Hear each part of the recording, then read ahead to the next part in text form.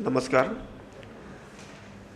पश्चिम महाराष्ट्र अ, कार्य कार्यकर्ता वर्ग कार्यकर्ता प्रशिक्षणाच्या 2 दिवसीय अभ्यासक्रमातला आपण दुसऱ्या सत्राला आज सुरुवात करतो आहे. दुसऱ्या दिवसाचं दुसरं सत्र.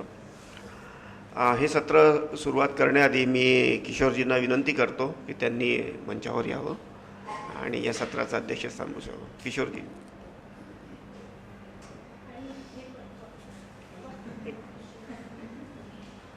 सोबतच या सत्राचे वक्ते आहेत श्री आशिषजी सोनवणे. त्यांनीही मंचावर यावं ही त्यांना विनंती करतो.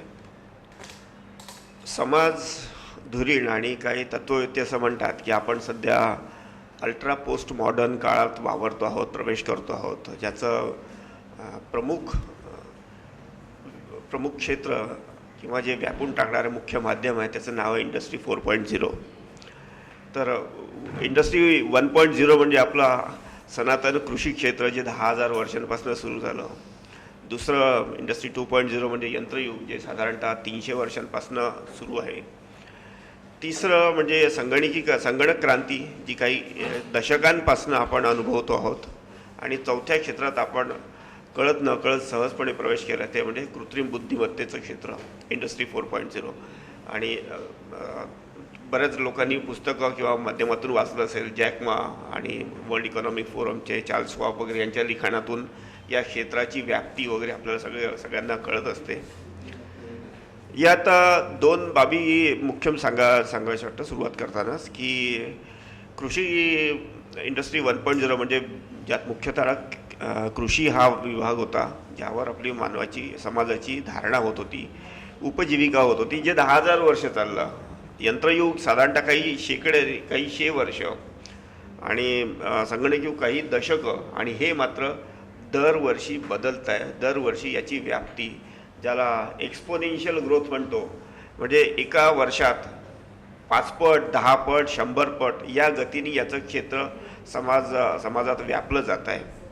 यासोबत दुसरी गोष्ट अशी की आधीचे म्हणजे साधारणतः कृषी क्षेत्रापासूनही गरज हा मुख्य भाग होता. इथे गरजेनुसार गोष्टी होत गेल्यात. आता या क्षेत्रात असा आरोप केला जातो किंवा असं बोलल्या पण जातं की इथे गरज निर्माण केली जाते आणि नंतर समाज त्याला समरस किंवा स्वतःला ॲडजस्ट करत राहतो. तर या 2 मुद्द्यावर जर बघितलं आपण तर हे क्षेत्र इंडस्ट्री 4.0 किंवा कृत्रिम बुद्धिमत्ता हे अत्यंत कमी वेळात स्वतः सगळं जगभर पसरत आहे. आणि यांनी आपलं समाज त्याला एकरूप व्हायला मात्र वेळ घेतो. कुठलाही समाज इतका गतिशील नसतो की काही 1 वर्षात काही 4-5 वर्षात स्वतःला बदलेल.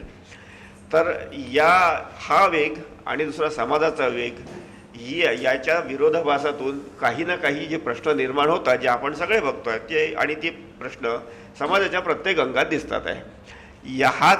या सत्राचा मूळ विषय आहे की इंडस्ट्री 4.0 किंवा कृत्रिम बुद्धिमत्ता ज्या वेगाने वाढते आहे, समाज त्याला समरस होताना काय काय बदल अनुभवतो आहे आणि त्यानुसार समाजावर त्याचे काय काय परिणाम होतात आहे, चांगले परिणाम आणि वाईट परिणाम. या दोघांची व्याप्ती आपल्याला आजचे वक्ते स्पष्ट करून देणार आहेत. त्याआधी मी त्यांचा परिचय करून देतो. आशिष विलास सोनवणे, मूळ शिक्षण इंजिनिअरिंग आणि त्यानंतर त्यांनी कायदा विधीमध्ये स्नातक आणि स्नातकोत्तर दोन्ही शिक्षण घेतलं आहे. आणि या दोन्ही शिक्षणाला अनुरूप असे बरेचसे त्यांनी सर्टिफिकेशन कोर्सेस वगैरे पूर्ण केलेले आहेत. त्यामुळे यांचा व्यवसाय शिक्षण याचं जर मी एका शब्दात व्याख्या द्यायची झाली तर टेक्नॉलॉजी लॉयर असं मला म्हणता येईल. बरोबर अगदी? येस. या टेक्नॉलॉजी लॉयर म्हणून ते साधारणतः 16 वर्षांपासून बँकिंग, फायनान्शियल आणि इतर क्षेत्रातही कार्यरत आहेत. यावेळी त्यांनी याच अनुषंगाने त्यांनी शासकीय, निमशासकीय, खाजगी आणि सहकारी विविध इंडस्ट्रीजमध्ये काम केलेलं आहे.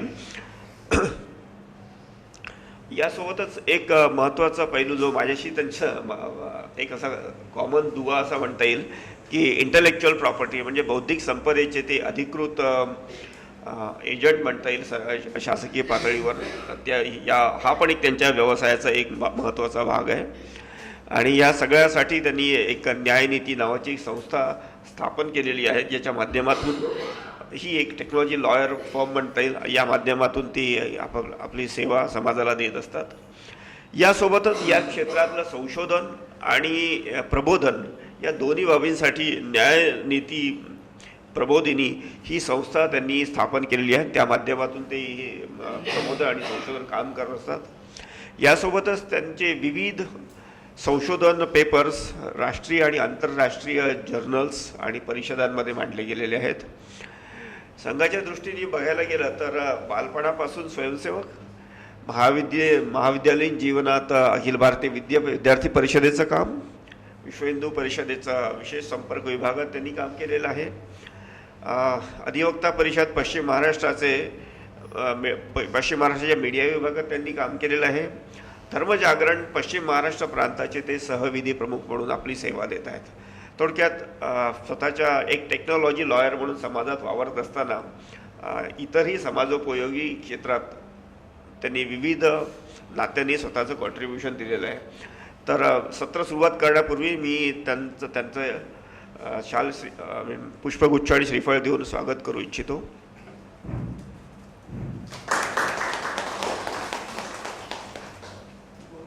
विलासजींना विनंती करतो की त्यांनी त्यांच्या सत्राला सुरुवात करावी. सत्राच्या शेवटी आपण एक 15 मिनिटांचं प्रश्नोत्तराचा पण वेळ ठेवूया. फार वेळ न घेता विषयाला सुरुवात करतो. सर्वप्रथम प्रबोधन मंच पुणे आणि विशेषतः किशोरजी, गेल्या 6 महिन्यांपासून वेगवेगळ्या कारणांनी आम्ही फोनवरती बोलतो आहोत, परंतु प्रत्यक्षात आज भेट झाली. आपण इथे मला आज बोलण्यास निमंत्रित केलं. त्याचबरोबरीने समोर उपस्थित सगळे ज्येष्ठ आणि आदरणीय ज्यांना आपण एका अर्थानं प्रेरणास्रोत म्हणून बघत आलो इतक्या वर्षांपासून, त्यांच्यासमोर आज बोलतोय. त्यानंतर माझे सगळे इथं कार्यकर्ता मित्र आणि मैत्रिणींनो, खरं तर आजचा जो विषय कृत्रिम बुद्धिमत्ता हा आपण करत आहोत, तर मुळात कृत्रिम बुद्धिमत्तेकडे आपण जर बघायचं ठरवलं, आणि आत्ता देशपांडे सरांचा फार उगवत्या शैलीतला आणि अत्यंत महत्त्वाचा असा विषय झाला. साधारणतः मला असं वाटतं कृत्रिम बुद्धिमत्तेकडे बघताना कुठेतरी आपल्या स्वभावाच्या वैशिष्ट्यांकडे सुरुवातीला जावं असं मला वाटतं. आपली लग्न झाल्यानंतर पत्नी असेल, पती असेल, त्या संदर्भातले अनेक जोक्स आपण बघतो की बाबा एक जन्म आहे, याला सुधारण्यात इतके वर्ष घालवले, पुढचे 7 जन्म मी आणखी याला सुधारेल. म्हणजे साधारणतः समोरची व्यक्ती ही माझ्यासारखी कशी वागेल, मग ती पत्नी असो, पती असो, मित्र असो, मुलगा असो, मोलकरीण असो, साधारणतः माणसाची कुठल्याही व्यक्तीची अशी एक धारणा असते की माझ्यासारखं समोरच्यानं वागावं. आणि जेव्हा आपण आर्टिफिशियल इंटेलिजन्सचा विषय करतो, साधारणतः पाश्चिमात्य देशातनं आलेला हा एका अर्थातनं सगळा विषय आहे, ज्यांना फार माणसांचा सहवास नाही, त्यामुळे साहजिकच कृत्रिम यंत्र, ज्याला आपण म्हणूयात इक्विपमेंट्स, यांच्या सहवासात ही राहणारी मंडळी, त्यामुळे त्यांना असं वाटणं साहजिक आहे की ते यंत्रानं माझ्यासारखं वागावं. आणि यंत्रानं माझ्यासारखं वागावं असं जेव्हा अपेक्षा असते, त्यावेळी माझ्यातली जी मुख्य विशेषता आहे, म्हणजे हे जे आपलं मशीन आहे, आपलं स्वतःचं ह्युमन बॉडी आपण ज्याला म्हणू, बॉडी प्लस माइंड, आणि मग स्पिरिच्युअल अँगलकडे मी जात नाही, पण साधारणतः जे काय रसायन अजब आपलं आहे व्यक्तित्वातलं, हे त्या यंत्रात कसं येईल, इथून खरं तर या विषयाला सुरुवात होते. त्यामुळे ही कधी झाली सुरुवात, त्याचा इतिहास, हा सगळा भाग मी थोडक्यात घेणार आहे. पण आत्ता जी सगळी चर्चा घडते या सगळ्या भागातली, इंडस्ट्री 4.0चा आपण आत्ता उल्लेख केला, मग त्यामध्ये मशीन लर्निंग असेल, बिग डेटा असेल, क्लाउड कम्प्युटिंग असेल, हे सगळे वेगवेगळे त्याचे आयाम आहेत वेगवेगळ्या टेक्नॉलॉजीचे. आणि मग या सगळ्या माध्यमातून येणारं जे प्रेडिक्शन्स आणि रिकमेंडेशन्सचा विषय, आता देशपांडे सरांनी विषय केला की आमचं युटिलायझेशन, रिसोर्स युटिलायझेशनचा प्रश्न आहे, आमचे कम्प्युटर लॅब्स वापरात येत नाहीत. मग त्यासाठी एखादा आम्ही प्रोग्राम बनवून टाकला, अल्गोरिदम लिहून टाकला, तो सांगेल की बाबा तुमची युटिलिटी एवढी आहे, इतक्या इतक्या संस्थांना त्याची आवश्यकता आहे, तुम्ही या वेळात द्या. या प्रकारचं रिकमेंडेशन आणि अनालिसिसचं जे काम आहे, हे काही वेळेला यंत्राद्वारे करणं सोपं आहे. अशा प्रकारची कामं या माध्यमातून येतात. आपण आता प्रॉडक्टिव्हिटीचा विषय करतोय. साधारणतः हे आपण इंडस्ट्रियल रिव्होल्यूशन जेव्हा कॅल्क्युलेट करतो, तेव्हा त्याचं एक मोठं मानांकन किंवा एक बेंचमार्क जो आहे, तो प्रॉडक्टिव्हिटीचा बेंचमार्क एका अर्थाने येतो. त्यामुळे प्रॉडक्टिव्हिटी प्रचंड मोठ्या प्रमाणात वाढली आहे. त्यानंतर साहजिकच म्हणजे आता असा प्रश्न विचारण्यात आला की आमच्या भाषांचं काय. आपण एका अर्थाने कॅपिटलिस्टिक जगात राहतोय आणि कॅपिटलिस्ट जगात वावरत असताना इससे मेरे को क्या फायदा, म्हणजे साधारणतः असा जो विषय येतो की यातनं काय कमर्शियल बेनिफिट मिळणार आहे, आणि जर कमर्शियल बेनिफिट मिळणार असेल तर ती सुविधा किंवा ती व्यवस्था ही पुढे जाते. आणि मग कमर्शियल बेनिफिटसाठी जसं आधी सरांनी सांगितलं की आजकाल हे जे सगळे इन्व्हेन्शन होत आहे हे एका अर्थाने कन्झ्युमरिस्टिक सोसायटीच्या अनुषंगानं होणारं इन्व्हेन्शन आहे. म्हणजे माझा मोबाईल हा मला साधारणतः कितीही चांगला वापरला तरी तो 1.5-2 वर्षानंतर बदलावाच लागतो. म्हणजे ते मग इन्व्हेन्शन दाखवलं जातं किंवा काय, हा आणखी वेगळा भाग, आपण त्यात जायला नको. पण साधारणतः इथे मोठ्या प्रमाणात इन्व्हेस्टमेंट होते. मोठ्या प्रमाणात इन्व्हेस्टमेंट होत असल्या कारणाने मोठ्या प्रमाणात रोजगाराच्या संधी निर्माण होत आहेत आणि याचे अनेक फायदे आपल्याला दिसत आहेत. म्हणून यात खरं तर इन्व्हेस्टमेंट आणि म्हणून त्यावरची होणारी चर्चा असं आपण एका अर्थानं बघूयात. आणि मग हे करत असताना पुन्हा एकदा जी शाश्वत डिबेट साधारणतः माझ्या मते इथे आपल्यापैकी प्रत्येक जण ज्यावेळी तो शाळेत जात असेल त्यावेळी त्याने कदाचित वक्तृत्व स्पर्धेमध्ये किंवा निबंध स्पर्धेमध्ये निबंध लिहिला असेल, विज्ञान शाप की वरदान. त्याच्यामुळे बून और पेन हा जो विषय आहे हा इथेही लागू पडतो. शेवटी विज्ञानाचीच प्रगती आहे. त्यामुळे येणारे चॅलेंजेस कुठल्या प्रकारचे चॅलेंजेस आहेत. आणि मग चॅलेंजेस बघत असताना भारतीय संस्कृतीचा आत्ता विषय झाला, भारतीय परंपरांचा विषय झाला. भारतीय संस्कृती आणि परंपरांचा विषय करताना या सगळ्या आर्टिफिशियल इंटेलिजन्सकडे आपण जाताना एका अर्थाने आपण प्रज्ञेचा हा सगळा विषय, बुद्धिमत्तेचा विषय आहे. आणि बुद्धिमत्तेवरती जितकं काम भारतामध्ये किंवा ईस्टर्न फिलॉसॉफीजमध्ये झालंय तेवढं जगात झालेलंच नाहीये. त्यामुळे साहजिकच याच्या अनुषंगाने येणारे इथिक्स, याच्या अनुषंगाने येणाऱ्या फिलॉसॉफीज, आपण आता मॅकॉले बाजूला करण्याचा विषय आधीच्याच सत्रात केला. आता इथे आपण नवीन बुद्धिमत्ता तयार करतोय, कृत्रिम बुद्धिमत्ता तयार करतोय. त्या कृत्रिम बुद्धिमत्तेला आवश्यक असणारे इथिक्स, फिलॉसॉफीज, व्हॅल्यूज या काय असणार आहेत, त्यांचे सोर्सेस काय असणार आहेत, त्याचा आम्ही काय विचार करतोय, हा आपण मुद्दा यातनं बघणार आहे. आणि जसं मी शाप की वरदान म्हणालो त्या अनुषंगानं येणारे वेगळे वेगळे चॅलेंजेस जे आता आपल्या समोर येत आहेत. 2 दिवसापूर्वीच भारताने आपली ड्रोन पॉलिसी जाहीर केली आणि ती 2 दिवसांपूर्वी ड्रोन पॉलिसी जाहीर केली असं म्हणत असताना गेल्या महिनाभरापूर्वी काश्मीरात झालेले जे बॉम्ब ब्लास्ट आहेत ड्रोनच्या साह्याने, याची देखील एक पार्श्वभूमी त्या सगळ्या विषयात आहे. त्यामुळे या सगळ्या तंत्रज्ञानाचा उपयोग हा दहशतवादी कृत्यांसाठी देखील कशा प्रकारे होतोय आणि साधारणतः समाज म्हणून आपण कशा प्रकारे या सगळ्या गोष्टींकडे बघतो याचा आपण थोडक्यात मागोवा घेणार आहे. कदाचित माझी गती जर थोडीशी जास्त वाटत असेल तर मला सांगावं की मी थोडंसं हळू बोलेन. बोलताना साधारणतः विषय मोठा आहे, प्रयत्न जेवढं बोलता येईल तेवढा मी करणार. आपण प्रश्नोत्तरात पुढे घेणार आहोत. मला असं म्हणायचं आहे की ज्यावेळी मी इंजिनिअरिंगला ॲडमिशन घेतली, फार जुना नाही आहे, मी 2000ला ॲडमिशन घेतली, 2004ला पासआउट झालो. त्यावेळी आपल्यापैकी साठे सर सांगतील, बरेच जण आहेत की हा नेहमी प्रश्न येतो की कुठली ब्रांच निवडावी. त्यावेळी असं नेहमी म्हटलं जायचं की ब्रांच निवडताना सिव्हिल, मेकॅनिकल, इलेक्ट्रिकल या कोअर ब्रांचेस आहेत. कम्प्युटर हे काय पेरिफेरल आहे. Computer is not something which is useful, म्हणजे फॉर द सस्टेनेबल ग्रोथ किंवा हा जॉबची जी हमी आहे ती या बाकीच्या ब्रांचेसमध्ये आहे, कम्प्युटर्समध्ये रिलेटिव्हली कमी आहे. पण आपण आता बघतोय की एका अर्थानं ह्युमन एक्झिस्टन्सचं जे केंद्रबिंदू झालंय ते आता कम्प्युटर झालंय, संगणक झालंय. इथे बसत असताना आपण आता हे जे लाईव्ह होत आहे सगळं हे देखील संगणकाच्या माध्यमातून झालंय. गेल्या 2 वर्षामध्ये आपण जे सस्टेन झालोय कोविडच्या काळामध्ये हे देखील या संगणकामुळे झालोय. त्यामुळे साहजिकच आर्टिफिशियल इंटेलिजन्स म्हणावं किंवा इंडस्ट्री 4.0 म्हणावं हे केवळ इंडस्ट्री पुरतं मर्यादित न राहता, म्हणजे रोजगारावरती कामाच्या आशयापुरतं मर्यादित न राहता दैनंदिन जीवनातल्या प्रत्येक घडामोडीमध्ये ते आता अविभाज्य असा हा भाग झालेला आहे. त्यामुळे पुढची स्लाइड जी आहे ही एका अर्थानं 4th इंडस्ट्रियल रिव्होल्यूशन आपण जे म्हणतो त्याचे जे टप्पे आपण केले आहेत की पहिला टप्पा, दुसरा टप्पा, तिसरा टप्पा आणि चौथा टप्पा.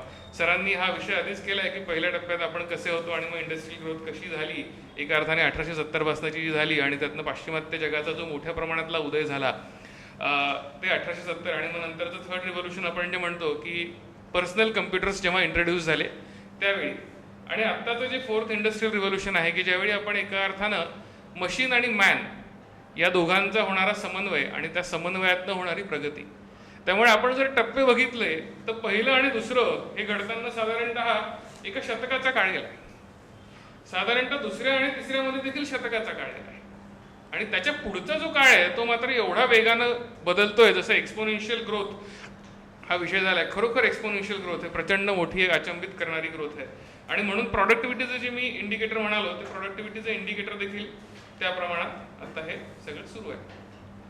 त्यानंतर काय त्या इसेन्शियल टेक्नॉलॉजीज ज्यांना आपण आर्टिफिशियल इंटेलिजन्स म्हणतो. आता आर्टिफिशियल इंटेलिजन्स एका अर्थाने कृत्रिम बुद्धिमत्ता, आणि मग बुद्धिमत्तेची जी मानांकनं आहेत, काही वेळा असं म्हटलं जातं की 8 प्रकारे बुद्धिमत्ता ही डिवाइड केली जाते, 9 प्रकारे डिवाइड केली जाते. ज्ञानप्रबोधिनी म्हणते ही अनेक दशकांमध्ये किंवा 100 पुढे देखील बुद्धिमत्तेचे प्रकार येतात.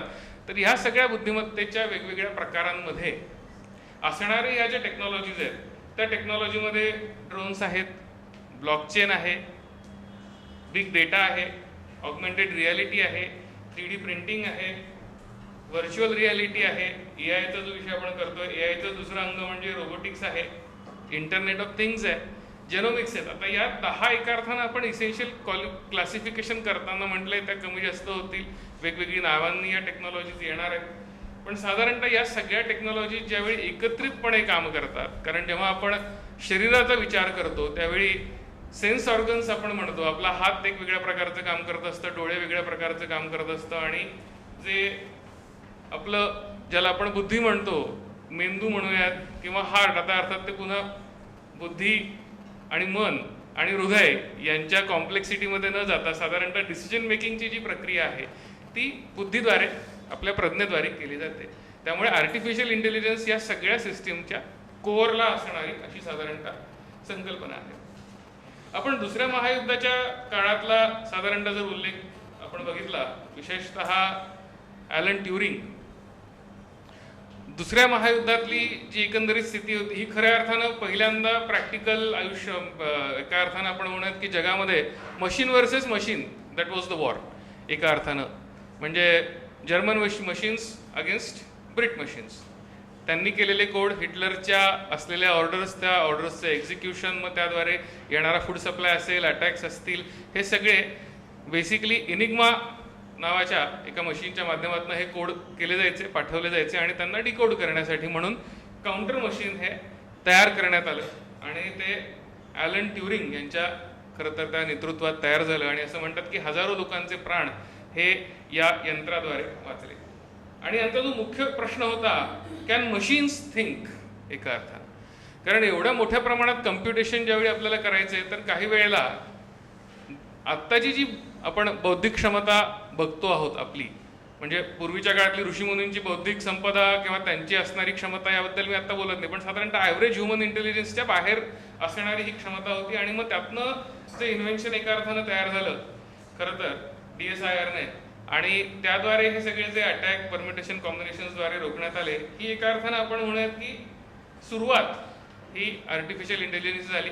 1956 साली हा एका अर्थानं टर्म कॉइन केली गेली. कोणी केली त्याबद्दल आपण नावात न जाता, साधारणतः आर्टिफिशियल इंटेलिजन्स म्हणजे काय, जर अगदी साधी व्याख्या करायची जर आपण म्हटली तर artificial intelligence is a field of computer science that provide the ability for a computer to learn and reason like humans.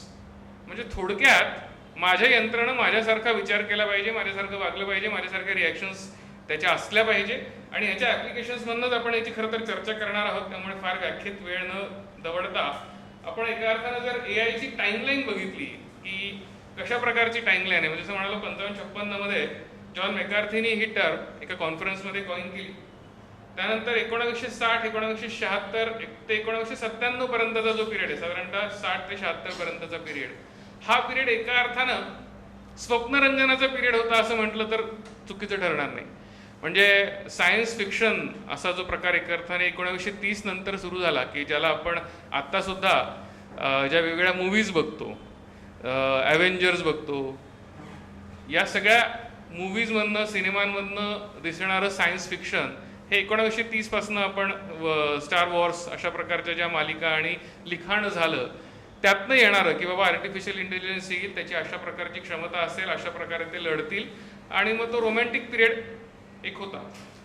97ला एक मोठी घटना या सगळ्या प्रकारातली घडली, ती म्हणजे गॅरी कॉस्परॉव हा जो ग्रँड मास्टर आहे चेसमधला, याचा IBMच्या मशीनने केलेला पराभव. डीप ब्लू नावाचं जे IBMचं AI होतं, त्यानं चेसच्या गेममध्ये गॅरी कॉस्परॉवचा पराभव केला. आणि मुळात आपण चेस या खेळाकडे बघतो किंवा गो हा दुसरा एक जो प्रकार आहे या खेळांकडे बघतो, तर हे खेळ खेळण्याच्या जे परम्युटेशन्स आणि कॉम्बिनेशन्स आहेत, साधारणतः 10⁻120 हे चेसचं परम्युटेशन कॉम्बिनेशन आहे की इतक्या प्रकारे हा खेळ खेळला जाऊ शकतो. आणि गो आहे तो 10⁻170, म्हणजे इतक्या प्रकारे हा खेळ खेळला जाऊ शकतो. आणि इतक्या प्रकारचं कॅल्क्युलेशन करणे आणि आपली मूव काय असेल, गेम सुरू करतानाच माझा गेम कुठे संपणार आहे, म्हणजे संपणार कुठे इथपासून गेम सुरू करणे, अशासाठी म्हणून असणारं जे इंटेलिजन्स आहे, त्यासाठी लागणारी जी क्षमता आहे, जी शक्ती आहे, ती एका अर्थानं या संगणकानं दाखवून दिली. आणि मग त्यानंतर 2005 मध्ये जे आपण बघतो की साधारणतः ऑटोनॉमस व्हेकल्स, जो आता साधारणतः एलन मस्कची सगळीकडे चर्चा होते, द रिव्होल्युशनरी थिंकर, एका अर्थानं जग बदलायला निघालेला सुपर हिरो प्रत्यक्ष आयुष्यात अशा प्रकारची जी कल्पना केली जाते. आणि मग आता टेस्लाच्या येणाऱ्या ऑटो पायलट कार्स किंवा ह्युमनॉइड अशी जी कल्पना त्यांनी केली आहे, त्याची सुरुवात कुठेतरी 2005 मध्ये ज्यावेळी ही वाहनं धावली त्यावेळी झाली. आणि 2015 पासून किंवा 2010 नंतर आपण म्हणूयात की जो काळ पुढे आला की जिथून क्लाउड कम्प्युटिंग, ज्यावेळी कम्प्युटिंग एका अर्थानं स्वस्त होत गेलं, शेअर्ड रिसोर्सेस होत गेले. म्हणजे आपण बऱ्याच वेळी कल्पना करतो ती म्हणजे समूहांची, म्हणजे आपण संघदृष्टीने सुद्धा विचार करताना संघ एकत्रित होऊन केलेलं काम. खरं तर क्लाउड हे त्याचंच टेक्नॉलॉजीमधलं रूप आहे, याच्या पलीकडे दुसरं काही नाही आहे. ज्यावेळी मला आवश्यकता आहे तेव्हा मी माझ्या पूलमधनं वापरेल, जेव्हा मला आवश्यकता नसेल तेव्हा पूलमध्ये ठेवून देईल. म्हणजे देशपांडे सरांनी जे 300 कम्प्युटर्सचं उदाहरण दिलं ते खरं तर इथे लागू पडतं. अमेझॉननी सेल चालू केला आहे दिवाळीतला, त्यावेळी अमेझॉनच्या वेबसाईटला भेट देणारे जे युजर्स आहेत त्यांची संख्या ही कैक पटीने असते. त्यावेळी अमेझॉनला लागणारं रिसोर्स हे क्लाउड कम्प्युटिंगद्वारे हव्या त्यावेळी वाढवता येऊ शकतं, हव्या त्यावेळी कमी करता येऊ शकतं. त्यामुळे क्लाउड कम्प्युटिंगची कमी झालेली किंमत आणि या टेक्नॉलॉजीचा उदय यामुळं हे एक्सेलरेटेड ग्रोथ एका अर्थानं झाली आहे. हे मी आता जे गॅरी कॉस्परॉवची जी मुवमेंट सांगितली ती खरं तर खूप आयकॉनिक होती या कम्प्युटरची जर्नी, म्हणून त्यातला एक फोटो. आणि आता मी जसं AI ट्रान्सफॉर्मेशन व्हाय नाऊ हा जो येणारा प्रकार आहे, आता मी ज्या प्रकारे डिस्कस केलं, ही स्लाइड एका अर्थानं तेच सांगते की जी सुरुवात होती, कारण एका अर्थानं आपण AI बघतोय, शेवटी आहे काय त्याच्या मुळाशी? त्याच्या मुळाशी मॅथमॅटिक्स आहे, गणित आहे, प्रोबॅबिलिटी आहे. आणि मॅथमॅटिकल निर्णय घेण्याची जी क्षमता आहे ती मॅथमॅटिकल निर्णय घेण्याची क्षमता ही व्हेरिएबल्सवर अवलंबून असते. व्हेरिएबल्स आम्ही कुठून कलेक्ट करतो? जेव्हा आपण मानवाच्या दृष्टिकोनातून बघतो, मी इथे बोलत असताना माझ्यासमोर बसलेला श्रोतृवर्ग कुठला आहे, हा टेबल कसला, काचेचा आहे, लाकडाचा आहे, याच्या अशा सगळ्या अनुषंगानं मी निर्णय घेत असतो. म्हणजे माझे सेन्सेस ज्या प्रकारे मला इनपुट देतात त्या प्रकारे मी निर्णय घेत असतो. त्यामुळे व्हेरिएबल्सवरती होणारी ॲक्शन आणि त्याचं होणारं आउटपुट, त्यामुळे हे बेसिक मॅथमॅटिक्सच आहे. म्हणजे आत्ता प्रश्न विचारण्यात आला होता की आमच्या बेसिक एज्युकेशन फील्ड्सचं काय होणार या सगळ्या बदलांमध्ये, तर बेसिक एज्युकेशन कुठे जातच नाही आहे, त्याचं स्वरूप बदलतं. म्हणजे जे आम्ही इक्वेशन सॉल्व्ह करत होतो, लिनियर इक्वेशन असतील किंवा मल्टिपल इक्वेशन्स असतील, ते आम्ही आता वेगळ्या पद्धतीने वेगळ्या कॅपॅसिटीमध्ये सॉल्व्ह करतोय. म्हणून एका अर्थानं हे ट्रान्सफॉर्मेशन आता खूप मोठ्या प्रमाणात घडताना आपल्याला दिसतंय. याचंच एक वेगळं रूपांतरण जर आपण म्हणालो की साधारणतः 1960च्या आधीचा जो काळ होता, ज्याला आपण शैक्षणिक ग्रोथ एका अर्थानं म्हणू, की जसं एखादं लहान मूल शिकतं त्याला आपण आधी बेसिक शब्द शिकवतो. साधारणतः ज्याला आपण मराठीच्या पुस्तकामध्ये श्याम पुस्तक वाचतो, हे माझ्या पाठीमागे तू म्हण, अशा प्रकारचा जो पार्ट आहे, त्यामुळे रिपीट. दुसरा जो फेज होता 60 ते 2010, हा खूप मोठा फेज आहे. याच्यामध्ये आय इनिशिएट, की मला काहीतरी वाटलं म्हणून मी स्वतः काहीतरी केलं.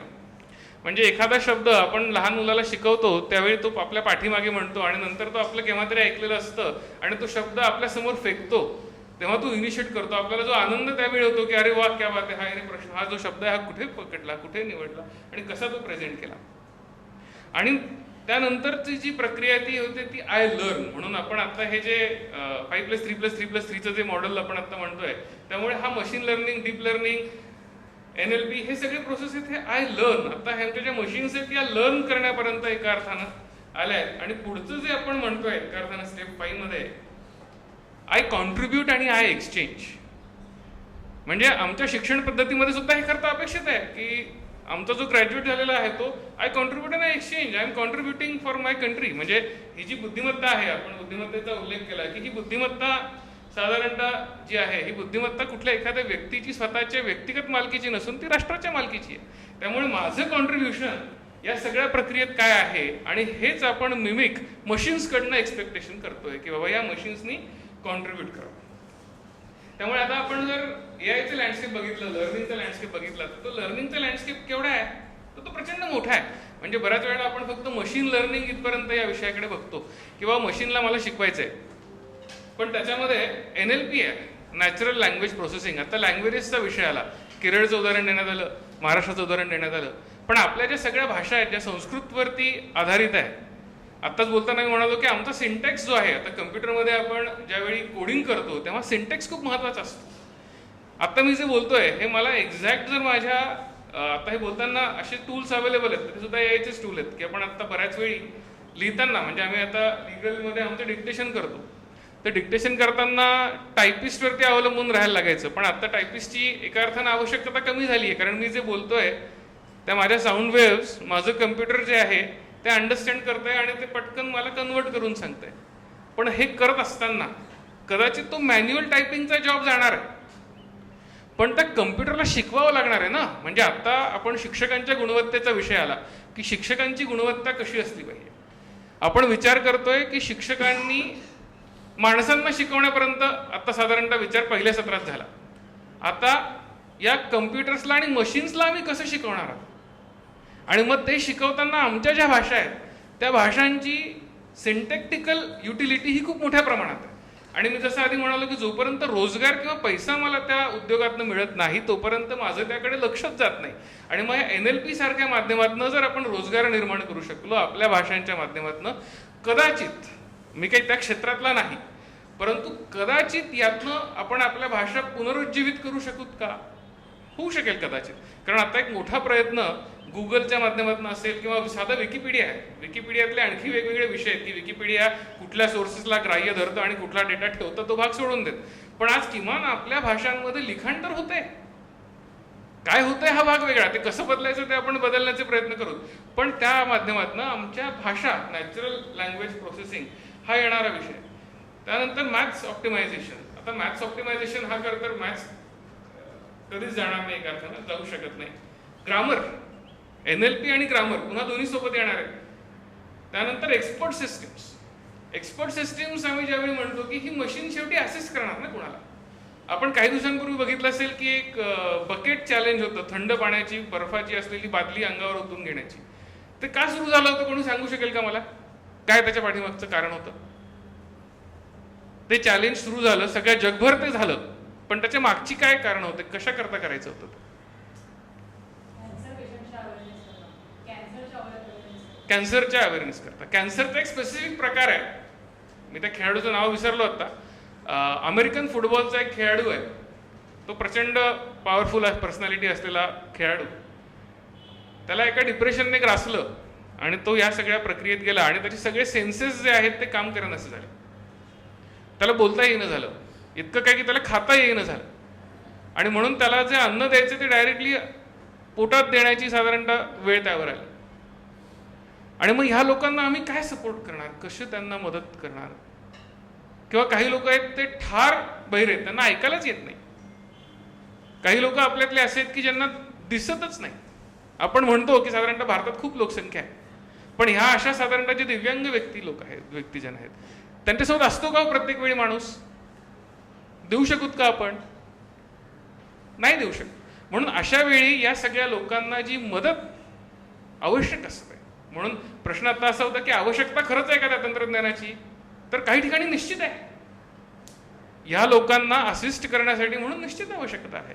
आणि माझं साधारणतः सगळ्यांना विनंती की या विषयावरती एक खूप छान गुगल ओरिजिनल सिरीज, म्हणजे आता OTT प्लॅटफॉर्म्सचा जमाना आहे, खूप साऱ्या डॉक्युमेंटरीचा जमाना आहे, एक खूप छान यूट्यूब ओरिजिनल डॉक्युमेंटरी याच विषयावरती आहे की कशा प्रकारे ह्या लोकांना या AI टूल्सनी मदत केली आणि त्यांचं आयुष्य आता बदलत आहे. गुगलची मोठ्या प्रमाणात त्यातली इन्व्हेस्टमेंट आली आहे. त्यामुळे एक्सपर्ट सिस्टीम, अशा प्रकारे त्या लोकांना मदत करणारे जे एक्सपर्ट्स आहेत त्यांची संख्या कमी आहे, त्यांना आम्ही ॲम्प्लिफाय करू शकतो या तंत्रज्ञानाच्या माध्यमातून. त्यामुळे हे सगळे, त्यानंतर RL आणि DL, साधारणतः ज्याला आपण डीप लर्निंग म्हणतो, म्हणजे मशीन लर्निंगचा पुढचा टप्पा डीप लर्निंग. बाकी सगळ्या वेगळ्या संवेदना, वेगवेगळ्या छोट्या छोट्या भावना आहेत. प्रत्येक भावना ज्या आहेत त्या आपण म्हणतो की मी शब्दात व्यक्त नाही करू शकत.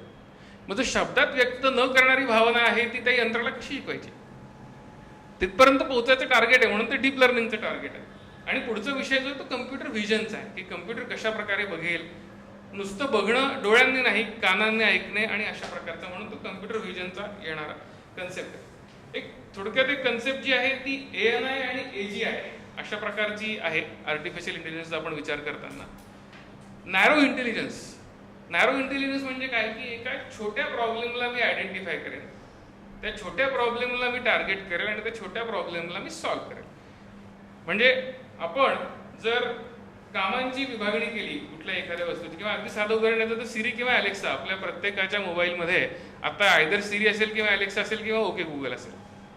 तर हे जे टास्क आहे खूप सोपं आहे एका अर्थाने, की ऐकायचं, ऐकल्यानंतर त्याला आयदर टेक्स्टमध्ये कन्वर्ट करायचं किंवा सर्च करायचं. हे जे आहे हे नॅरो इंटेलिजन्सचं एक्झाम्पल आहे, किंवा मी इतक्यापुरती माझी बुद्धिमत्ता वापरली. पण जनरल इंटेलिजन्स हा जो विषय आहे हा एका अर्थाने खूप कठीण आहे.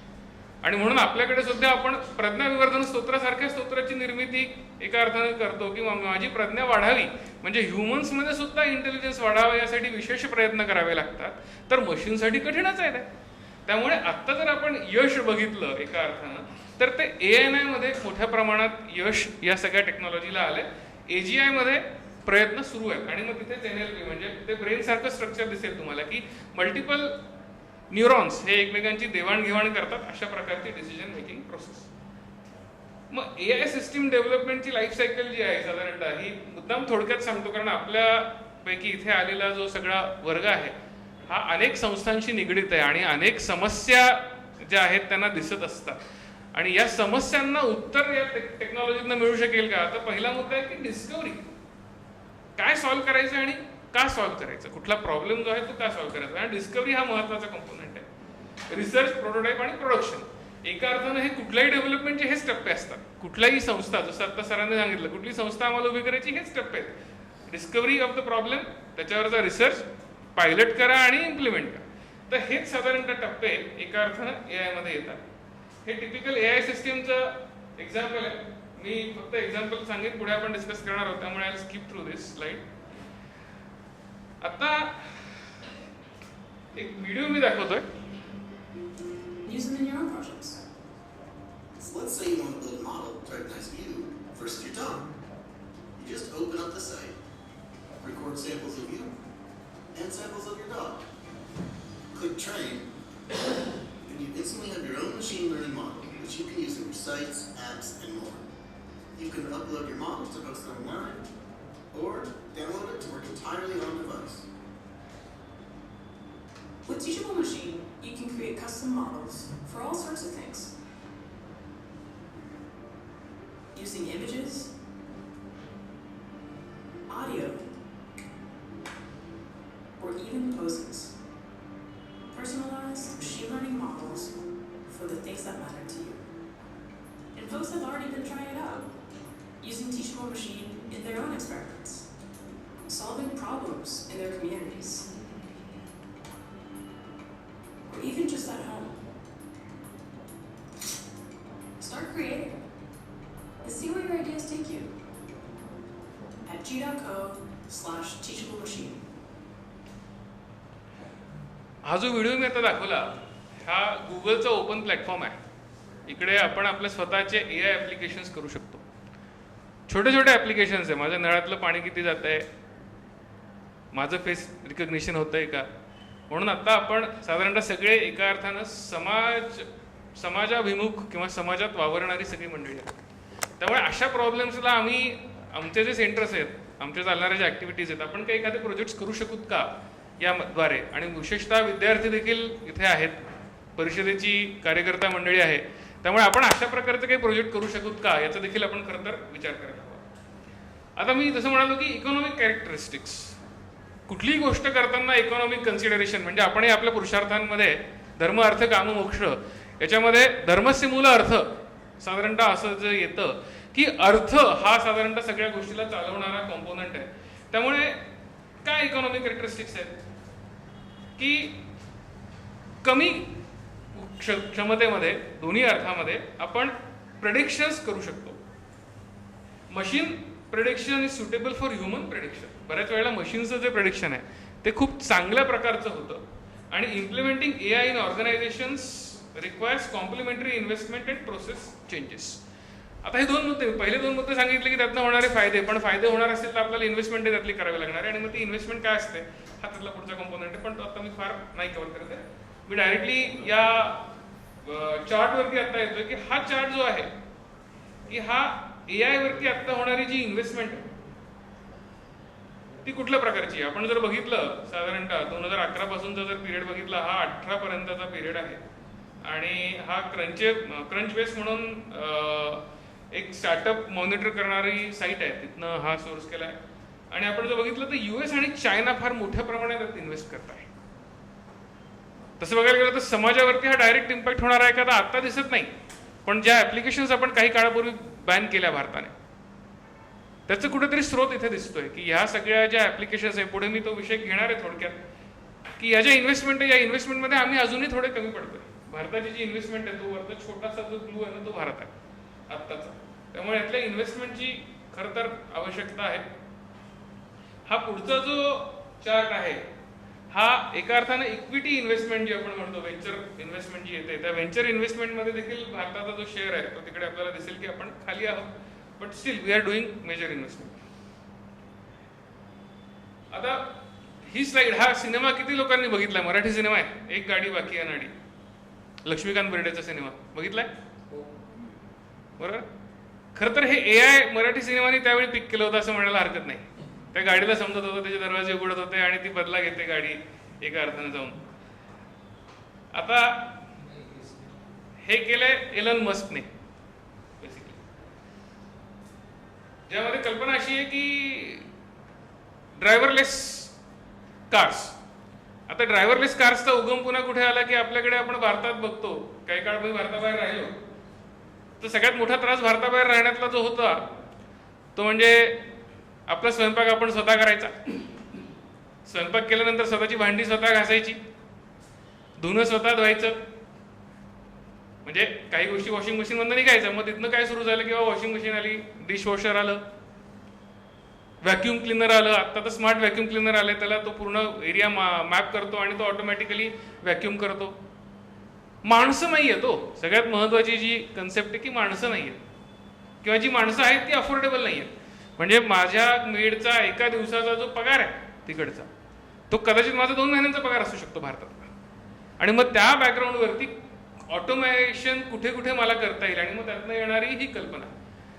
आता ही कल्पना सुद्धा विज्ञान शाब्दिक वरदान कसोटीवरच जाणारी आहे. काही गोष्टी खूपच उत्तम आहेत, त्याच्या यूज केसेस आहेत. आता ही यूज केस अशी आहे की कन्झम्पशनच्या संदर्भातले जे पॅरामीटर्स आहेत हे जे पॅरामीटर्स भारतातले नाही आहेत, हे स्वित्झर्लंडचे पॅरामीटर्स आहेत की पर माईल कॉस्ट किती कमी होणार आहे, ऍक्सिडेंट्स किती कमी होणार आहे, अशा प्रकारचे कॅरेक्टर्स आहेत. पण आपण भारतातली जर स्थिती बघितली, कारण प्रत्येक वेळी आपण भारताबाहेरचा डेटा आणून भारतामध्ये फिट नाही करू शकत. आपल्याकडे साधा नियम आहे की RTOचं पासिंग जे स्पेशली पिवळ्या नंबर प्लेटवाल्या गाड्यांचं, कमर्शियल गाड्यांचं अपेक्षित असतं ते दरवर्षी करणं अपेक्षित असतं. त्याचे इंडिकेटर, त्याचे ब्रेक लाईट वर्क करणं अपेक्षित असतं. पण आपल्याकडे तेच होत नाही. तर हे एवढ्या प्रकारचं इम्प्लिमेंटेशन आपण करू शकू का, ही शंका त्यातली आहे. पण त्यातले येणारे जे फायदे आहेत ती काही गोष्टी आम्ही निश्चित चांगल्या करू शकतो की झोप येते ड्रायव्हरला, त्याचं डिटेक्शन करणारा AI असेल तर ते आम्हाला कामच आहे, तो जागा करेल ड्रायव्हरला, तिथपर्यंत चांगले. पण हे करण्यासाठी आम्हाला काय करायला लागेल? इंटेलेक्च्युअल प्रॉपर्टीचा विषय सरांनी केला. आमची इंटेलेक्च्युअल प्रॉपर्टीतली इन्व्हेस्टमेंट काय, कुठल्या कंपन्या काय काय इन्व्हेस्ट करतात, हा एक छोटा चार्ट आहे.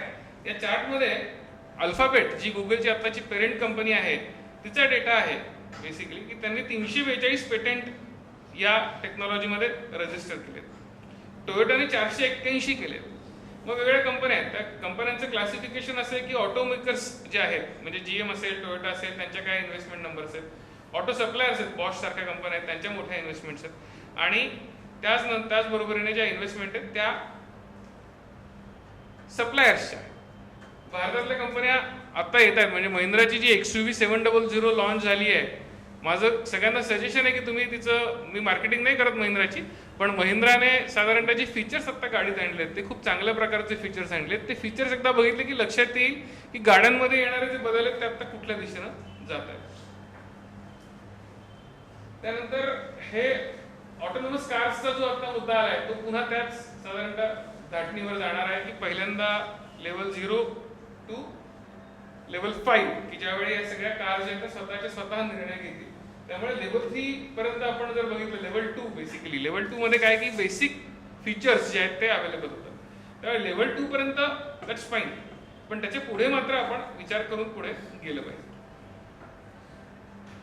आता यातले जे लिगल इश्यूज आहेत यातले येणार, कारण आपण समाज म्हणून विचार करताना जी चौकट प्रोटेक्शन लागते ती लिगल आणि पॉलिसीची लागते. त्यावेळी सेफ्टी रेग्युलेशनच्या संदर्भातलं काय, सेफ्टी आणि रेग्युलेशन काय, डेटा आणि डेटा शेअरिंगच्या संदर्भातलं काय.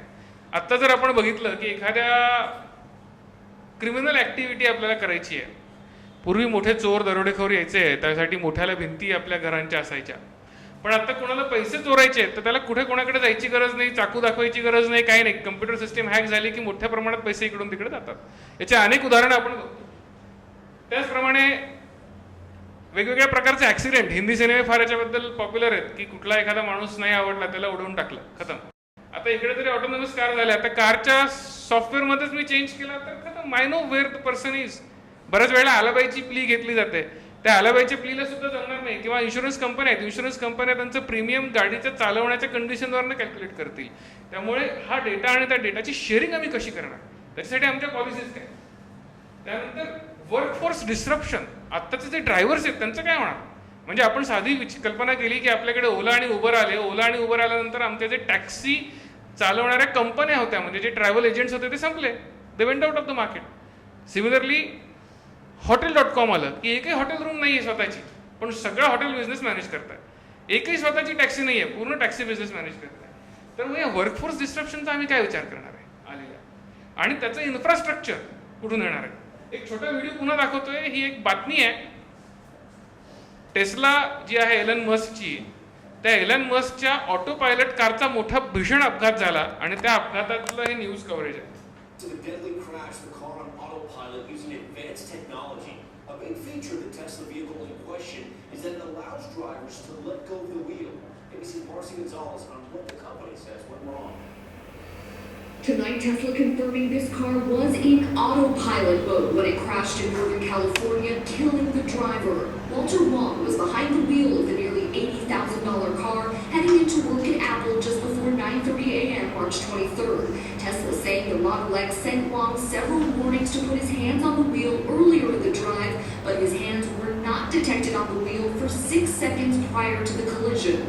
The car slamming into this barrier. Wong's brother telling ABC station KGO the 38-year-old engineer had complained 7 to 10 times the car would swivel toward that same exact barrier during autopilot. Walter took it into a dealership addressing the issue, but they couldn't duplicate it there. That information has been received by the CHP. They've been acting on it for some time now. Tesla saying its drivers make more than 200 successful autopilot trips per day on this exact stretch of road, going on to blame that highway barrier that's meant to reduce impact. Tesla says this is what it's supposed to look like, but this is what it looked like the day before Wong's deadly crash because of a previous accident. Loved ones saying it should have saved the father of two's life. He just did like everything awesome that he should do as a dad, he did. And the NTSB is investigating this crash, saying getting answers could take up to 6 months.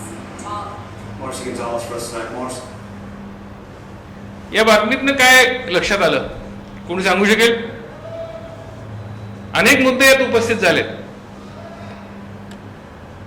म्हणजे माणसाची चूक होती का टेक्नॉलॉजीची चूक होती का शासनाची चूक होती की ज्यांनी ते बॅरियर एवढं मोठ्या प्रमाणात तिथे लावलं, रिइन्फोर्स केलेलं.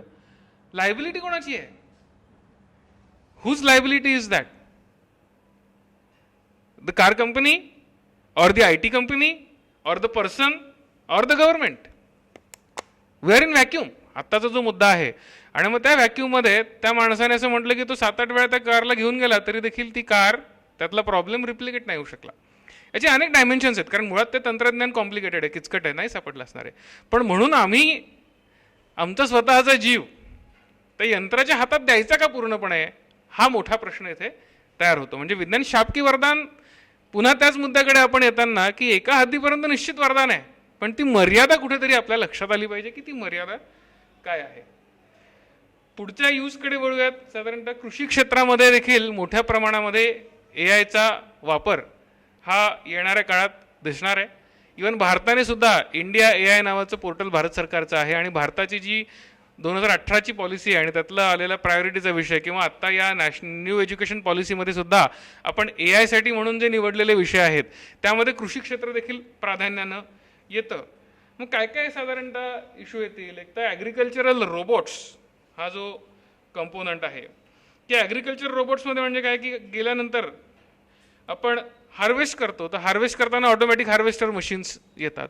बऱ्याचशा कंपन्या आहेत, केसनी वॉलंटसारखी कंपनी आहे, त्या कंपनीमध्ये ऑटोमॅटिक हार्वेस्टर्स आहेत. ती मशीन पूर्णपणाने जशी ऑटो पायलटवरती कार काम करते तशाच प्रकारे ते मोठाले यंत्र काम करतात आणि हार्वेस्टिंग करतात.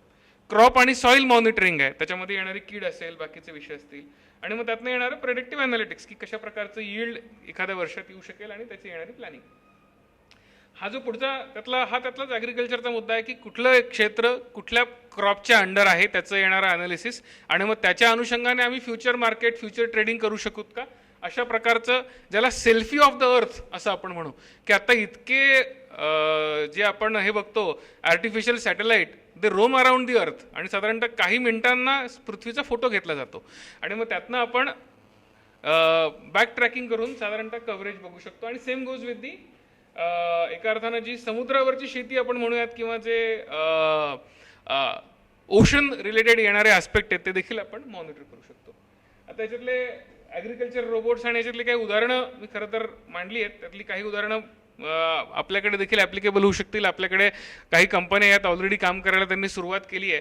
पण हे सगळं जरी होत असलं तरी यात काही चॅलेंजेस ॲग्रिकल्चरमधले आहेत. मुळातच आपण असा विषय आता बघतो की भारतातली जी भूधारणा आहे ती भूधारणा 2 एकरपेक्षा कमी आहे. मेजॉरिटी लँड होल्डिंग जी आहे ती 2 एकरपेक्षा कमी आहे. त्यामुळे मुळातच सस्टेनेबिलिटी नाही आहे. मुळातच शेतकऱ्यांची कर्जमाफी वारंवार करावी लागते. तिकडचं इन्फ्रास्ट्रक्चर आपल्याकडे नाही आहे. आता आपण अकॅडमिक इन्फ्रास्ट्रक्चरचा विषय करत होतो, हा तर ॲग्रिकल्चरल इन्फ्रास्ट्रक्चरचा विषय. It is far more difficult to address. त्यामुळे lack of infrastructure, quality data नाही मिळत, हा सगळा विषय डेटाचा आहे. त्यानंतर different mindset between tech startups आणि फार्मर्स. साधारणतः ज्याला तंत्रज्ञान कळतं त्याला शेती कळत नाही, ज्याला शेती कळतं त्याला तंत्रज्ञान कळत नाही. त्यामुळे there is a huge gap. आणि कॉस्ट महागडे साधारणतः हे सगळं आहे.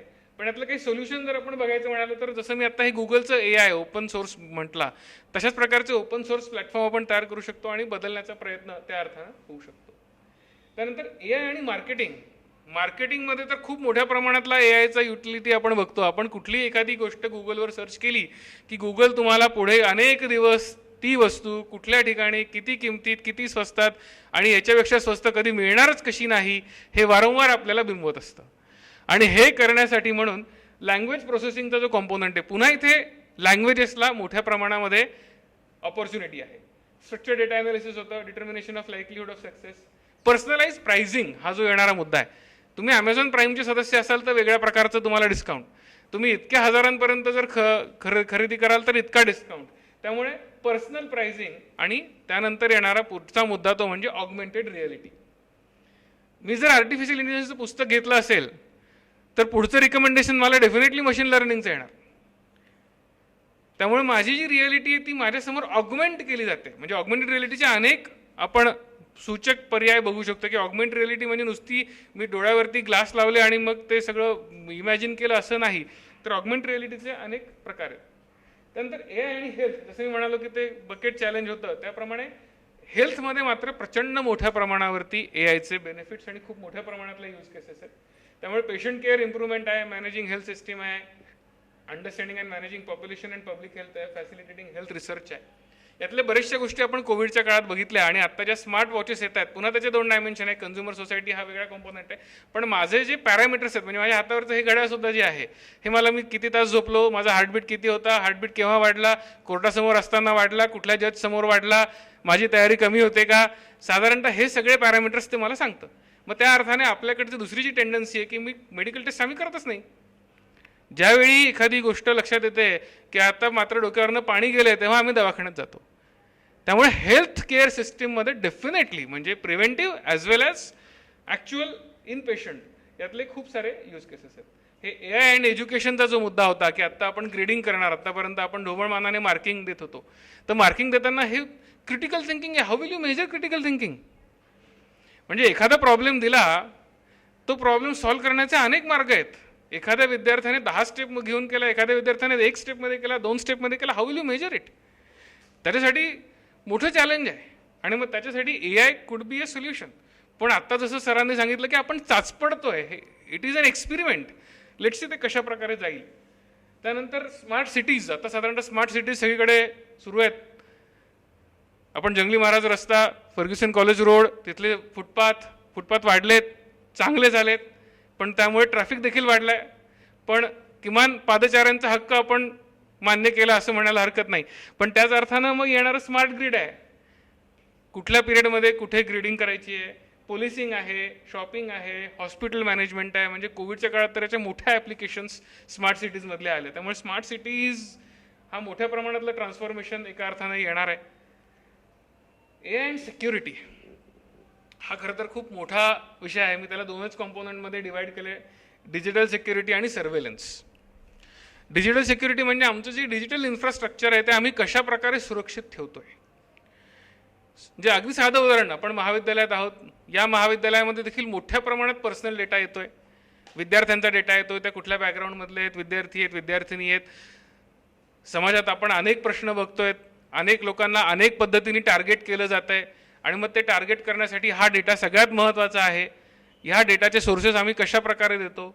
आपण टेररिझमचा विषय म्हणतो, त्या टेररिझमच्या विषयामध्ये येणारे काही जे एक्स्ट्रीम फोर्सेस आहेत, जिहादचे फोर्सेस आपण म्हणतो, जिहादचे अनेक प्रकार आहेत. मग त्या जिहादच्या अनेक प्रकारांमध्ये आमच्या महाविद्यालयांमधनं सुद्धा महत्त्वाचा असणारा डेटा जाऊ शकतो. त्याच्या प्रोडक्शनसाठी आम्ही काय करतोय, आमच्या गव्हर्नमेंट सिस्टीमचा डेटा त्याच्या प्रोडक्शनसाठी काय करतोय. मोठ्या प्रमाणात हॅकर्स आपल्या विरोधात काम करतात. सायबर वॉरफेअर हा खूप मोठा विषय, कदाचित कालच्या विषयात मी ऐकू नाही शकलो, पण महाजन सरांनी तो विषय घेतला असेल. पण हा खूप मोठ्या प्रमाणातला डिजिटल सिक्युरिटीचा विषय येतो. आणि दुसरा विषय येतोय तो सर्व्हेलन्सचा. म्हणजे मी बँकिंग क्षेत्रात म्हणजे बराच काळ काम केलं आणि त्यातला मोठा काळ माझा हा सर्व्हेलन्समधला होता. इनसायडर ट्रेडिंग आणि इनसायडर ट्रेडिंगसाठी आवश्यक असणारं सर्व्हेलन्स असे जे आपण विषय म्हणतो, त्यावेळी प्रत्येक व्यक्ती काय करते, ती कुठे जाते, त्याचं मॉडेलिंग काय आहे आणि मग त्याच्यासाठी होणारं अंडर सर्व्हेलन्स, ओव्हर सर्व्हेलन्स, हे सगळे विषय त्यातले येतात. आणि आपण आता जे कॅमेराज बघतोय, आता साधारणतः सिटीचं रँकिंग येताना त्या शहरात किती कॅमेरे लावलेले आहेत हे देखील एक मानांकन येतं. आत्ता काही दिवसांपूर्वी बातमी आली होती की दिल्लीत सगळ्यात जास्त कॅमेरे लावण्यात आलेले आहेत. पण हे कॅमेरे लावून पुढे होतं काय, या कॅमेऱ्यातनं फेस डिटेक्शन होणार, त्या फेस डिटेक्शन होऊन तो सगळा डेटा क्लाउडवर बसणार, त्या क्लाउडवरती एखादा अल्गोरिदम काम करणार आणि मग त्या अल्गोरिदममधनं त्या माणसाचं आयडेंटिफिकेशन, तो कुठल्या वेळी किती वाजता कुठे होता इथपर्यंत आपल्याला सगळं कळणार. आणि मग हे छोटंसं मी फेस रिकग्निशनची त्यातली हे दिली आहे. पुढे याच्यातली मी ही पॉझिटिव्ह केस जशी आहे की आपण याच्यातनं अपघात प्रोटेक्ट करू शकतो, लायबिलिटी फिक्स करू शकतो, पण याचं दुसरं पण अंग आहे, ते एका उदाहरणात मी दाखवेन. त्यानंतर हे सगळं जे आहे मॅनेज करणारं जे क्षेत्र आहे ते लिगल क्षेत्र आहे असं नेहमी म्हटलं जातं. जसा समाज हा तंत्रज्ञानाच्या मागे असतो, कायदा हा समाजाच्या मागे असतो. जोपर्यंत गुन्हा घडत नाही, जोपर्यंत समाजात त्याचे वाईट परिणाम दिसत नाही, तोपर्यंत आमच्याकडे कायदे येत नाही. मग त्यासाठी म्हणून आम्ही काय करणार, म्हणून AIचे अनेक जे उपयोग आहेत त्यामध्ये प्रिडिक्टिव्ह अल्गोरिदम लिगल सिस्टीममध्ये येणं, की काही वेळा जी लोअर ज्युडिशरी आपण बघतो तिकडे कायद्याच्या पुस्तकानुरूप आपल्याला जायचं असतं. त्यामुळे जसे आपण खूप सारे कायदे डिलीट केले, त्याप्रमाणे काही गोष्टींमध्ये आम्ही AI लावून आमची पेंडन्सी कमी करू शकतो का, अर्ध्या हायब्रिड प्रमाणात कदाचित करू शकतो. प्रेडिक्टिव्ह पोलिसिंग, सेन्सिटिव्ह काही एरियाज आहेत त्या ठिकाणी आम्ही पोलिसिंग करू शकतो का. रिस्क असेसमेंट अल्गोरिदम आहेत, आउटकम ऑफ द केसेस आहे, आणि कॉन्ट्रॅक्ट आणि डिस्प्यूट रिझोल्युशन. कॉन्ट्रॅक्ट आणि डिस्प्यूट रिझोल्युशनमध्ये मोठ्या प्रमाणात ॲप्लिकेशन या विषयातली येऊ शकते. हे पॉलिसीचे साधारणतः काही पॅरामीटर्स आहेत, इंटेलिजिबिलिटी आणि ॲडमिनिस्ट्रेशनमध्ये कसं जातो, ॲनोमलीज आम्ही काय करणार. त्या पॉलिसी चेंजेस जर आपण बघितलं तर ह्युमन सेंटर्ड AI हा एक महत्त्वाचा मुद्दा येतो, डिस्कव्हरी आणि त्यातले येणारे मुद्दे जे आहेत. पुढचा हा मला थोडासा हायलाईट करायचा मुद्दा येतो म्हणजे AI आणि ह्युमन राईट्स. आपण आता बऱ्याच वेळेला ट्विटरवरचं वॉर बघतो, it's a war of perception, it's a war of ideology एका अर्थानं जी चालू आहे. काही लोक जे आहेत ते त्यांचे biases they want to implement, आणि मग ते बायसेस जर AI मध्ये गेले, त्या रोबोट्समध्ये गेले, तर आपल्यासमोर ते चित्र दिसणार आहे. ते बायस चित्र दिसणार आहे. त्यामुळे आमच्या ह्युमन राईट्सच्या प्रोटेक्शनच्या संदर्भातलं व्हॉट आर द सिस्टम्स. त्यामुळे गुगल ओन डीप माइंड जो आत्ता प्रकार आपण नवीन आला आहे, त्यात काय झालं की एक स्वतःची इथिक्स आणि व्हॅल्यूजची कमिटी या कंपन्या घेऊन येत आहेत आणि त्या अर्थानं आम्ही गव्हर्न करणार या सगळ्या मशीन्सला, म्हणून असा येणारा विषय येतो इथिकल कोडिंग स्टँडर्डचा. त्यामुळे लिव्हरेजिंग ह्युमन राईट्स फ्रेमवर्क जो आहे तो इतका महत्त्वाचा आहे की आपल्याकडे इस्टॅब्लिश इन्स्टिट्यूशन्स आहे. We have National Human Rights Commission, National Commission for Women. पण ह्या सगळ्या फोरम्समध्ये केसेसची सुद्धा स्थिती जर आपण बघितली तर ती ज्युडिशरीपेक्षा फार वेगळी नाही आहे. त्यासाठी म्हणून आम्ही कनेक्ट करू शकूत का, युनिव्हर्सल लँग्वेजमध्ये बोलू शकूत का, तर हे महत्त्वाचे मुद्दे खरं तर येतात. आणि मग पर्सनल डेटा प्रोटेक्शनचा जो विषय आहे, दुर्दैवानं आपण बिल जे आहे डेटा प्रोटेक्शनचं ते कधीच आणलं आहे, त्याच्यावर खूप मोठ्या प्रमाणात चर्चा झाली आहे श्रीकृष्ण कमिटीची, पण आजही आमच्याकडे आमचं डेटा प्रोटेक्शन कायदा म्हणून आलेलं नाही आहे. कदाचित या सत्रामध्ये ते आलं असतं, पण अनेक कारणांनी सत्रच झालं नाही पार्लमेंटचं. त्यामुळे डेटा प्रोटेक्शनच्या कायद्याची प्रचंड मोठी आवश्यकता आज आहे. आमच्याकडे कायदाच नाही. पुट्टुस्वामीच्या जजमेंटनी डेटा प्रायव्हसी फंडामेंटल राईट म्हणून ॲक्नॉलेज केला, पण पुढे गेलो नाही. त्यामुळे हा फार महत्त्वाचा मुद्दा आहे. त्याचसोबत येतो फेअरनेस आणि इथिक्सचा मुद्दा. आणि इथे मी मुद्दाम थोडासा आपला वेळ घेईल. आपण जर आत्ता फेअरनेस आणि इथिक्सचा विषय घेतला तर आपण फंडामेंटल राईट्सचा जो अप्रोच आहे एमॅन्युअल कॅन्टचा आलेला आणि जो आपल्याकडे कॉन्स्टिट्यूशनमध्ये रिफ्लेक्ट होतो किंवा ह्युमन राईट्सचं जे फ्रेमवर्क आहे तिथेही रिफ्लेक्ट होतो, तो मोठा आहे. आपल्या कॉन्स्टिट्युशनल प्रोटेक्शनचा मुद्दा आहे. युटिलिटेरियन अप्रोच आहे बेंथमचा म्हणा किंवा मिलचा म्हणा आलेला, किंवा ॲरिस्टॉटलचा व्हर्च्यू एथिक्स अप्रोच आहे, समाजवाद एका अर्थानं दिसणारा बाकी येणारा. आणि मग त्यातनं इंडिव्हिज्युअल आणि ग्रुप राईट्सचा येतो. जागतिक पातळीवरती आपण विचार करताना आपण भारतीय पातळीवरती मॅकॉलेला हटवण्यात आत्ता म्हणू शकतो की आपण एका प्रमाणात पुढे यशस्वी झालोय. पण ह्या पॉलिसी मेकिंगमध्ये आमचं काय मत आहे, what are the Vedic thoughts for it, तिथे आम्ही गव्हर्नन्सला येऊ शकू का, हा विचार खरं तर करण्याची आवश्यकता आहे. त्यामुळे ट्रान्सपरन्सी आणि अकाउंटेबिलिटी, पुन्हा हे रिलेटेड मुद्दे आहेत. ट्रान्सपरन्सी आणि अकाउंटेबिलिटी आम्ही कशी फिक्स करणार, डेटा ॲक्सेस आणि यूज, त्यासाठी पुन्हा स्टँडर्ड कॉस्ट ऑफ डेटा येणारे जे विषय आहेत त्यासाठी आपल्या बिल नाही आहे. त्यानंतर AI आणि इंटेलेक्च्युअल प्रॉपर्टी राईट्स, त्याचं मॅनेजमेंटचे विषय आहेत, ते आम्ही मॅनेज कसे करणार, त्याच्यासाठी आम्ही काय प्रोटेक्शन देणार, कशा प्रकारे इन्सेंटिव्हाइज करणार. MSME आणि इंडस्ट्रीसाठी आम्ही कशा प्रकारे त्याची रचना करणार आहे, आमच्या MSME कशा चालणार, अपस्किलिंग कशी होणार, त्यात इन्व्हेस्टमेंट कशी होणार, अशा प्रकारचे मुद्दे आहेत. आणि सगळ्यात महत्त्वाचा मुद्दा येतो तो म्हणजे जॉब्स. पहिल्यांदा सुद्धा जेव्हा कम्प्युटर इंट्रोडक्शनचा विषय आला तेव्हा मोठ्या प्रमाणात आंदोलनं झाली, वेगवेगळ्या कामगार संघटनांनी आंदोलनं केली की कम्प्युटर आल्यामुळे जॉब जाणार आहे. आता पुन्हा ती चर्चा वेगळ्या अर्थानं आली आहे, ऑटोमेशन मोठ्या प्रमाणात होत आहे. आणि आधी साधारणतः असा मुद्दा होता की जी वर्कर कॅटेगरीतली मंडळी आहे त्यांना धोका आहे, पण आता इथे जर आपण बघितलं तर डॉक्टर आणि आमच्यासारखे वकील मंडळींना मोठ्या प्रमाणात धोका आहे. काय करायचं आम्ही, म्हणजे इथून येणारा जो मुद्दा आहे. त्यामुळे कशा प्रकारचं पेनिट्रेशन होणार आहे त्या प्रकारचे चॅलेंजेस आहेत. पण आपण जर याला पॉझिटिव्ह आउटलुक मी जर बघायचं म्हटलं तर खरंच जी कंटाळवाणी कामं आहेत ती मशीन करणार आहे. बऱ्याच वेळेला आपली तक्रार असते की पाटा टाकण्यासारखं काम, म्हणजे सरांनी आता उल्लेख केला की महाविद्यालयात येणं म्हणजे आम्ही पाटा टाकण्यासाठी येतो. मी काहीतरी नवीन करेल का, मी माझा सिलेबस डिझाईन करेल का, मी काही नवीन क्रिएटिव्ह करेल का, मी त्याला काम सांगेल का, म्हणजे हक्काचा नोकर मिळणार ना तुम्हाला, म्हणजे आपण जे घरात नोकरांची कल्पना करतो. त्यामुळे अशा प्रकारची वेगवेगळ्या नवीन प्रकारची कामं येणार आहे आणि त्या कामांमध्ये आपण खरं तर लक्ष केंद्रित केलं पाहिजे. आणि म्हणून मी पुन्हा एकदा गॅरी कॉस्परॉव जो आपण म्हणतो की एक मोठा हे होता डीप ब्लूचा, तर त्यामध्ये गॅरी कॉस्परॉव काय म्हणतो की no matter how good our algorithms are, we can always find better and more creative and ambitious ways to use them. महत्वाचा शब्द काय, यूज देम. आम्ही त्यांना वापर करणार आहोत.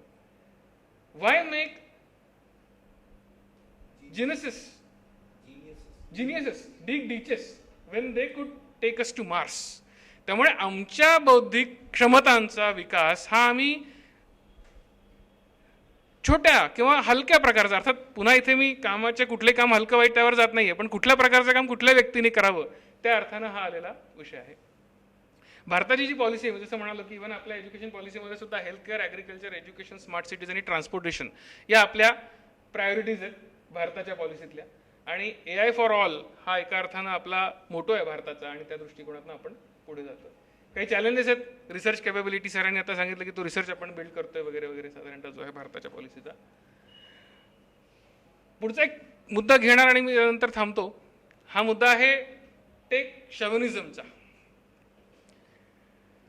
शवनिझम आपण आत्ता जर बघितलं की साधारणतः स्त्री आणि पुरुषांमध्ये हा मोठ्या प्रमाणात येतो की स्त्री श्रेष्ठ की पुरुष श्रेष्ठ, आणि या साधारणतः स्त्री मुक्ती आणि या वेगवेगळ्या प्रकारच्या आंदोलनं चळवळी आपण बघत आलोय.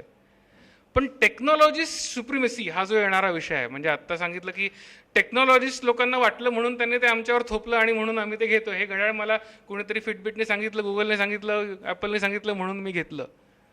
पण ह्या टेक्नॉलॉजिस्ट लोकांची आपण बऱ्याच वेळेला म्हणतो की हा मी विषय मांडतोय, थोडाफार माझ्या या विषयातला अभ्यास आहे म्हणून मांडतोय, कदाचित आपण त्यामुळे ऐकताय. पण आपण जर मला सांगितलं की तू मला शिकवायचं कसं ते सांग, माझा तो एरिया नाही आहे, I cannot be an authority on that area. पण इथले हे जे सायंटिस्ट लोक आहेत हे मुळात समाजात कधी राहत नाहीत, कधीच राहिले नाहीत. त्यांनी हे इन्व्हेन्शन तयार केलं त्यांच्या गरजांनुसार कदाचित, पण ते समाजाला उपयोगीच असेल हे कशावरून? आणि म्हणून त्यांचा येणारा जो शवनिझम बऱ्याच वेळेला दिसतो की हे आम्हाला आमच्या पद्धतीने करायचं आहे.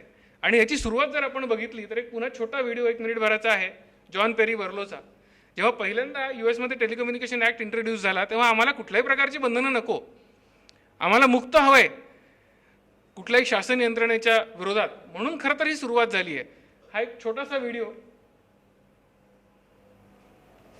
झाला का आपले? झालं. A declaration of independence of cyberspace. A declaration of the independence of cyberspace, as written by John Perry Barlow at the World Economic Forum in Davos, Switzerland, on February 8th, 1996. Governments of the industrial world, you weary giants of flesh and steel, I come from cyberspace, the new home of mind. On behalf of the future, I ask you of the past to leave us alone. You are not welcome among us. You have no sovereignty where we gather. We have no elected government, nor are we likely to have one, so I address you with no greater authority than that with which liberty itself always speaks. I declare the global social space we are building to be naturally independent of the tyrannies you seek to impose on us. यातलं शेवटचं जी वाक्य होती साधारणतः, आणि आता मधला जो एक संघर्ष आपण बघितला सोशल मीडिया प्लॅटफॉर्म्स आणि शासनांच्या मधला, मग ते ट्विटर आणि भारत सरकारमधला विषय असेल ज्याच्यातनं आपण नवीन पॉलिसी घेऊन आलो आहे, किंवा डोनाल्ड ट्रम्प आणि ट्विटर आणि गुगल यांचा विषय असेल, याची कुठेतरी मुळं इथे दिसतात की वी आर अबव ऑल. आणि म्हणून तो शॉव्हनिझमचा मुद्दा आणला की आम्हाला लोकशाही पण नको, आम्हाला काहीच नको, we are above and beyond. आणि आम्हाला ज्यांना वाटेल जे व्हॉइसेस आम्हाला प्रोजेक्ट करायचे ते आम्ही प्रोजेक्ट करू, आणि जे आम्हाला नाही प्रोजेक्ट करायचे त्यांना आम्ही थांबवू. म्हणून हा शॉव्हनिझमचा येणारा डायमेन्शन. आणि त्यामुळे आपण जर बघितलं की हे अल्गोरिथम्स जे आता आहेत they are actually inducing biases, they are introducing viruses in our minds. मग त्यासाठी म्हणून काय होतंय हा सगळ्यात महत्त्वाचा मुद्दा आहे. हे रोबोट्स आहेत ट्विटरवरती किंवा आपण फेसबुकवरती बघतो, इतके लाईक तितके लाईक इतकं retweet, these are the robots which are actually manipulating. Election ballots, election results are actually been to some extent are being adjusted. आणि मग बाकी अदर कॉम्पोनंट जो आहे, जो मी क्राईम आणि टेररिझमचा म्हटला, त्यातनं मग फिशिंग येईल, ईमेलवरती येईल, विशिंग येईल, स्मिशिंग येईल, SMS, आणि हा सगळा जो एलिमेंट आहे, हे सगळं जे काम होतं आहे, हे मोठं ऑपरेट होतं आहे सगळं. आपण मुंबईमध्ये साधारणतः अंडरवर्ल्डचा विषय झाला होता, किंवा आपण पुण्यात अफजल खान जो निघाला होता शिवाजी महाराजांवरती स्वारी करण्यासाठी, तो विडा उचलून निघाला होता आणि सगळी साधारणतः त्याची फौज तो घेऊन आला होता, किंवा त्याला दुसरं वाक्य सुपारी असं सुद्धा बऱ्याच वेळेला म्हणतं. तर हे जे अंडरवर्ल्ड किंवा टेररचं जग आहे हे चालतं कसं, याच्यात सुद्धा AI बाकीच्या गोष्टी कशा काम करतात. तर हे डार्क वेब, डीप वेब आणि वर्ल्ड वाईड वेब जे आपण म्हणतो, हे आईसबर्ग सारखं आहे, हिमनगासारखं. आणि जो खालचा कॉम्पोनंट आहे डार्क वेब, या डार्क वेबमध्ये सगळ्या इलिसिट ॲक्टिव्हिटीज होतात. याच्यामध्ये रॅन्समवेअर सारख्या गोष्टी असतील की आमचे कम्प्युटर सिस्टम आहे ती हॅक झाली आहे आणि तुम्हाला ती वापरायची असेल तर आम्हाला एवढी खंडणी द्या, ती खंडणी दिल्यानंतर आम्ही ती तुमची साईट मोकळी करू. खंडणी कशी द्या, तर बिटकॉईनमध्ये द्या. आमच्याकडे अजून बिटकॉईनची पॉलिसी नाही आहे. सुप्रीम कोर्टाने एक वेगळा निर्णय दिला आहे, RBI वेगळ्या प्रकारे म्हणते, बँका वेगळ्या पद्धतीने जात आहेत. We don't have policy on bitcoin. Even ISIS, Islamic State, यांना सुद्धा जे फंडिंग होतं ते कुठून होत आहे? कारण आम्ही जेव्हा बँकिंग सिस्टीममधनं येतो तेव्हा सँक्शन्स कंट्रीज आहेत त्या सगळ्या, आणि सँक्शन्स कंट्रीजमध्ये पैसे जाणं बँकिंग सिस्टीममधनं पॉसिबल नाही आहे. सो बिटकॉईन, त्यामुळे साधारणतः हा जुना डेटा आहे. जेव्हा ISISचं इस्टॅब्लिशमेंट साधारणतः सगळं झालं होतं इराक आणि सिरियामध्ये 15-16च्या पिरियडमध्ये, $3 मिलियन फंडिंग जी आहे, पॅरिस अटॅकसाठीची, ती बिटकॉईन वॉलेटमधून आली होती. तुम्हाला बंदुका घ्यायच्या आहेत, तलवारी घ्यायच्या आहेत, त्या सुद्धा इकडनं मिळू शकतात. तो आता पुढे कंटिन्यू करतो की चायना जे आहे, साधारणतः चायनाची जी मोठ्या प्रमाणात इन्व्हेस्टमेंट होती आहे, या चायनाच्या इन्व्हेस्टमेंटमध्ये they are monitoring their citizens, specially Uyghurs नावाची जी मायनॉरिटी मुस्लिम कम्युनिटी आहे, त्यांचं अगदी एंड टू एंड मॉनिटरिंग ते करतायत. तो माणूस किती वाजता उठला, कुठे गेला, त्याला एक मोबाईल ॲप्लिकेशन इन्स्टॉल करणं मॅन्डेटरी आहे.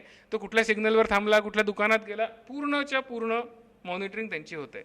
ही मॉनिटरिंग करताना ज्या वेबकॅम बनवणाऱ्या कंपन्या आहेत, या सगळ्या मेजॉरिटी चायनीज आहेत. आत्ता आपण हुएवी साधारणतः जे बघतोय, 5G नेटवर्क इम्प्लिमेंटेशन, रिलायन्सला मोठ्या प्रमाणात विरोध झाला. त्याचं जे दुसरं कारण आहे की त्याच्यामध्ये चायनीज मोठ्या प्रमाणात येत आहेत. चायनाची गव्हर्नमेंट फंडिंग आहे, खूप स्वस्तात बेसिकली चायनीज कंपन्या ग्लोबल इन्फ्रास्ट्रक्चर निर्माण करतात, because they are subsidized. Even Emerson सारख्या कंपन्या cannot compete with them for the Chinese companies. म्हणजे सोशल मीडिया चॅनल्स त्यांचे, रेकॉर्डिंग करणारं हार्डवेअर त्यांचं, ज्या नेटवर्कवरती हा डेटा चालला आहे ते नेटवर्क त्यांचं, ज्या क्लाउडवरती हे सगळं प्रोसेस होणार आहे ते त्यांचं. त्यांच्या कंपन्या जगभरातल्या सिस्टीम, म्हणजे आफ्रिकेतलं इन्फ्रास्ट्रक्चर जे आहे ते चायना बिल्ड करत आहे. इव्हन US आणि UK मधलं, युरोपमधलं इन्फ्रास्ट्रक्चर चायना बिल्ड करत आहे. तर ह्या सगळ्या बॅकग्राऊंडवरती जी आम्ही आता 75वा आपण भारताचा स्वातंत्र्य दिन साजरा करतोय, आता पुढचा प्रश्न कदाचित असा येऊ शकतो, तो येऊ शकतो डिजिटल इंडिपेंडन्सचा. आम्ही डिजिटली किती इंडिपेंडंट आहोत? त्यामुळे या सगळ्या अर्थानं येणारा जो थ्रेट आहे हा खूप मोठ्या प्रमाणात आहे. युग्रुसचंच पुन्हा एक वेगळे डिपिक्शन जे आहे त्यातनं दिसतं. आणि मग ह्याला प्रत्युत्तर देणारं म्हणून आमचं ऑटोनॉमस वॉरफेअर सुद्धा येत आहे. जसं मी ड्रोन म्हटलं, आता परवाचा जो कालचा USचा अटॅक आहे तो ऑटोनॉमस ड्रोनद्वारे करण्यात आला होता. तर त्यातले येणाऱ्या सिस्टम्स आहेत. आणि मग आता हा शेवटचा मुद्दा घेऊन मी थांबतो. साधारणतः देशपांडे सरांनी देखील असा एक विषय आत्ता केला की आम्ही भारतीय संस्कृती, योग आणि हे सगळे विषय मांडतो. हे सगळे विषय मांडत असताना त्याची आजच्या काळातली सुसंगतता काय?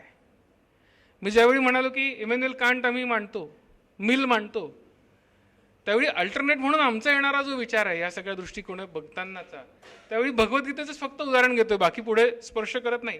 पण भगवद्गीतेमध्ये साधारणतः जर आपण दुसरा अध्याय जर बघितला की जो भगवद्गीतेचा एका अर्थानं येणारा सार आहे, त्यातला हा जो श्लोक आहे, त्यातलाही जो दुसरा पार्ट आहे, वशे ही यस्य इंद्रिया आणि तस्य प्रज्ञा प्रतिष्ठिता, प्रज्ञेचा विषय करतोय. ज्याची इंद्रिय नियंत्रणात आहे आणि ज्याची प्रभूवर श्रद्धा आहे त्याची प्रज्ञा प्रतिष्ठित होते. आपण आत्ता काय विचार करतोय की या सगळ्या आर्टिफिशियल इंटेलिजन्सच्या काळामध्ये की जिथे मशीन्सला आम्हाला प्रज्ञा द्यायची आहे, मशीन्सला आम्हाला इंटेलिजन्स द्यायचं आहे, तेव्हा त्याचे जे सेन्सर्स आहेत ते आमच्या पूर्ण कंट्रोलमध्ये आहेत का, ते आमच्या पूर्ण नियंत्रणात आहेत का? आणि जोपर्यंत ते आमच्या पूर्ण नियंत्रणात येत नाही तोपर्यंत प्रज्ञा तिथे प्रस्थापित होऊ शकत नाही. आणि मग त्या प्रज्ञेच्या प्रस्थापनेसाठी म्हणून आमचे जे शास्त्र आहेत, केवळ आम्ही इतके वर्ष जुने आहोत, इतके वर्ष आमचं परंपरा आहे, आमची इतकं मोठं बॅकग्राऊंड आहे म्हणून काही होणार नाही आहे. पण आम्ही हे सोल्युशन आज देऊ शकूत का? Can our thought system be a solution for this problems? तर कदाचित त्याची आपल्याला पायोनिरिंग करण्याची गरज आहे. कारण आज मोठ्या प्रमाणातलं वर्कफोर्स भारतीय आहे. जी सॉफ्ट पॉवर आपण म्हणतो ती आपल्याला इम्प्लिमेंट करायची आहे. म्हणून पुढचा जो मुद्दा येतो की यस्य नास्ति स्वयंप्रज्ञा शास्त्रं तस्य करोति किम लोचनाभ्याम विहीनस्य दर्पणः किं करिष्यति. म्हणजे हा जो श्लोक आहे एका अर्थाने की ज्याला स्वतःची प्रज्ञा नाही आहे त्याला शास्त्र काही करू शकत नाही. इथे आम्ही असा माणूस सोडून आम्ही मशीनला प्रज्ञा शिकवायला चाललोय. त्यामुळे आमचं जे चॅलेंज आहे ते खूप मोठ्या प्रमाणातलं मोठं अवघड आहे. आणि म्हणून मी पुन्हा एकदा जो भारतीय विचार येताना साधारणतः दीनदयाळजींचा जो विचार येतो की मन, बुद्धी, आत्मा, शरीर यांचं जे समन्वय आहे, या समन्वयातनंच खरं तर आम्ही त्यात आर्टिफिशियल वस्तूला माणसासारखं बनवू शकतो. म्हणून याचा विचार आणि जो विवेकानंदांनी मांडलेला विचार आहे की Advaita will be the future religion of thinking humanity, आणि he doesn't have doubt about it and we are talking about thinking only now. आणि माझ्या मते विवेकानंदांचे जे विचार आहे कदाचित या 4थ्या रिव्होल्यूशन किंवा 5व्या रिव्होल्यूशनमध्ये आपण इम्प्लिमेंट करू शकू. आणि माझ्या मते या सगळ्या अर्थानं आपल्या होणारे जे समाजावरचे परिणाम आहेत या सगळ्या माध्यमातून मी आपल्यापर्यंत मांडण्याचा प्रयत्न केला. आपण मला ऐकून घेतलं त्याबद्दल धन्यवाद. यानंतर आपण काही प्रश्न घेऊयात. धन्यवाद.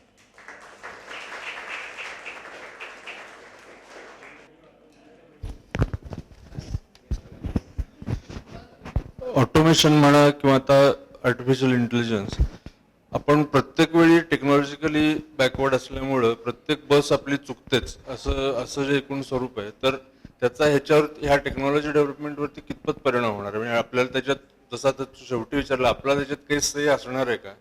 तर खरं तर त्याचा म्हणजे उत्तर नसणार आहे असं आहे. आपण खरं तर एका चांगल्या पोझिशनला आता आहोत. म्हणजे आपल्याकडे लिगसीच नाही आहे टेक्नॉलॉजीतली, म्हणून आपली सगळी नवनिर्मिती आहे. म्हणजे पाटी कोरी असल्या कारणाने आपल्याला रेघोट्या मारायला खूप स्कोप आहे. आणि मी माझ्या अनुभवावरून सांगतो की इव्हन अमेरिकेतली जी बँकिंग सिस्टीम आहे ती ज्या प्रकारे काम करते आणि जो सेटलमेंट टाईम आहे साधारणतः ट्रान्झॅक्शनचा, हा अमेरिकेत आत्तापर्यंत आपल्यापेक्षा खूप जास्त होता. आणि आत्ता आपण जे UPI आणलं आहे, म्हणजे जी मोठ्या प्रमाणातली डिजिटल क्रांती झाली आहे, आणि माझ्या मते ही आपल्या अभिमानाची गोष्ट आहे की आपण आणलेलं भीम किंवा UPI सारखं प्लॅटफॉर्म आज आपण आता जगासमोर घेऊन जातोय. आरोग्य सेतू आहे.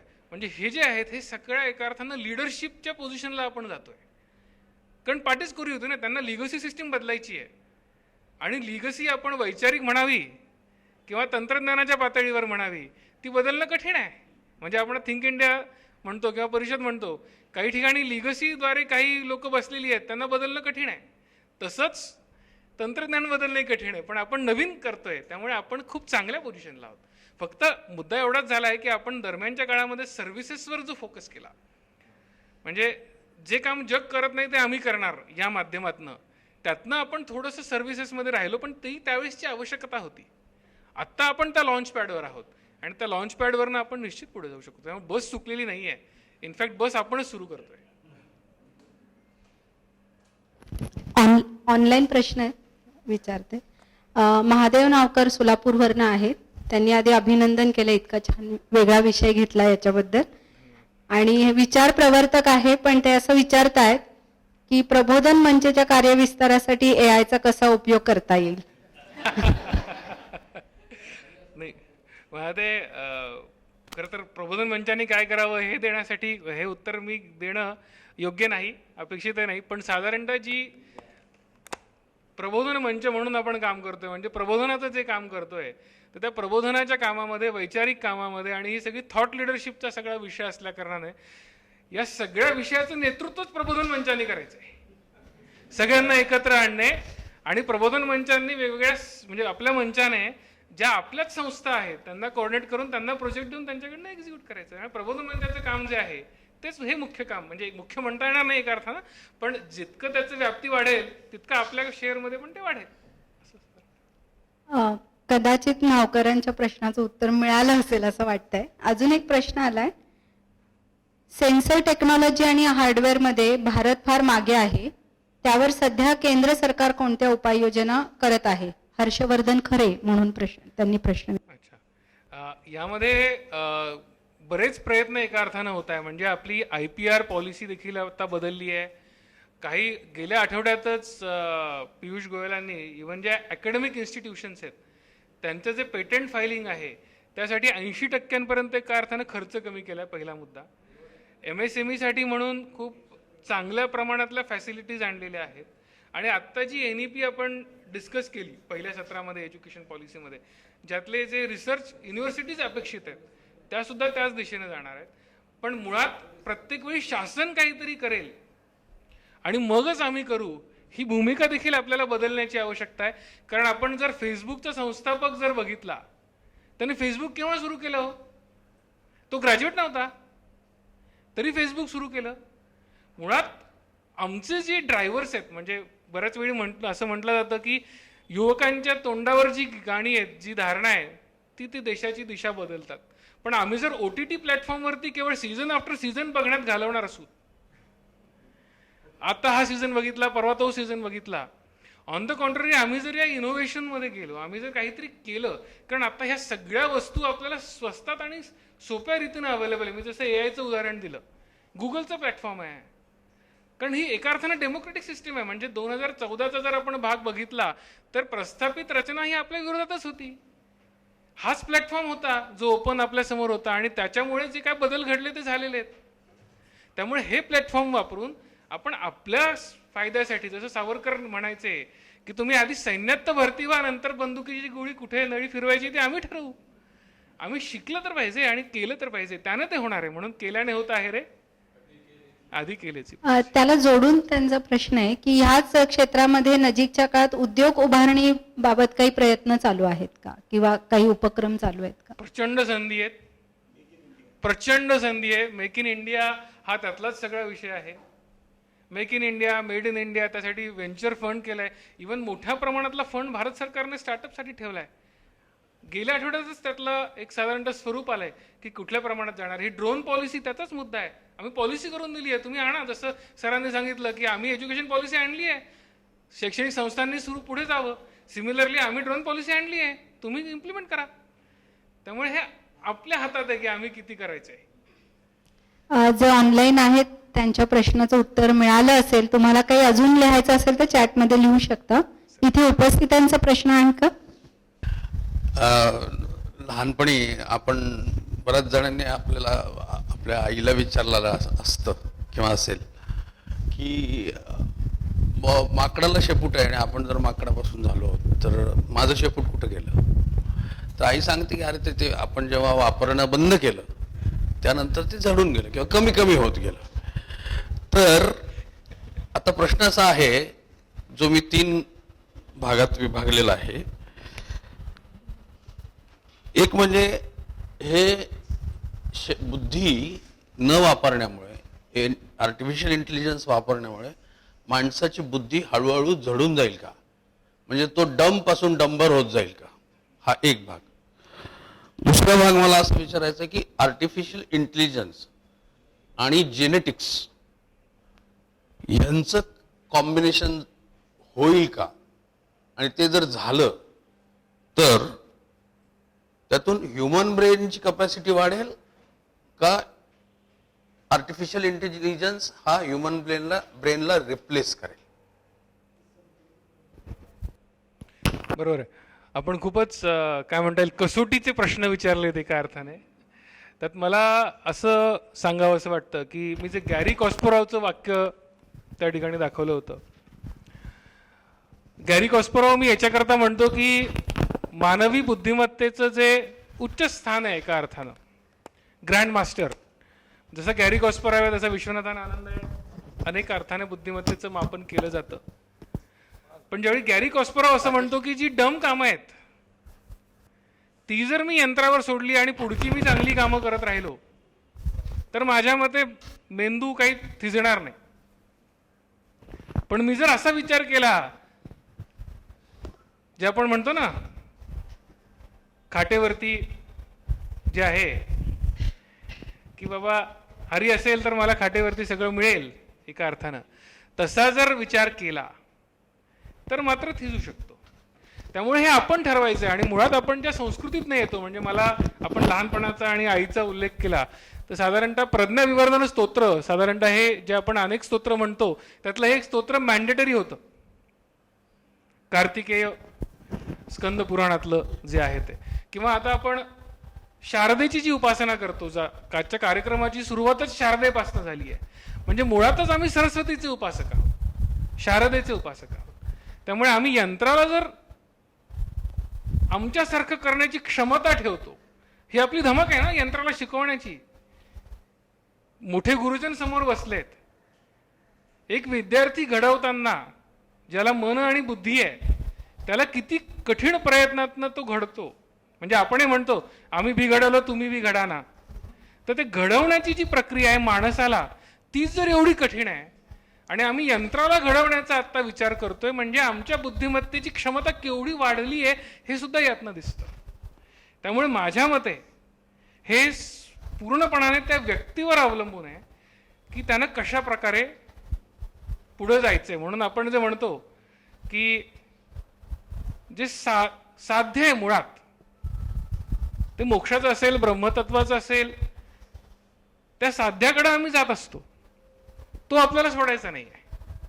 आणि जर तो आपण नाही सोडला तर माझ्या मते मन आणि बुद्धी ज्या स्थितीपर्यंत, कारण आपल्याला आपल्या साध्यामध्ये मन आणि बुद्धीला पाठीमागे सोडायचे परत. मी दुसऱ्या पातळीवर एक सांगतो की मनबुद्धीच्याही पलीकडे जायचंय ना. त्या दिशेने जर आपण गेलो तर काही होणार नाही. आणि आपला दुसरा प्रश्न, सॉरी मी थोडासा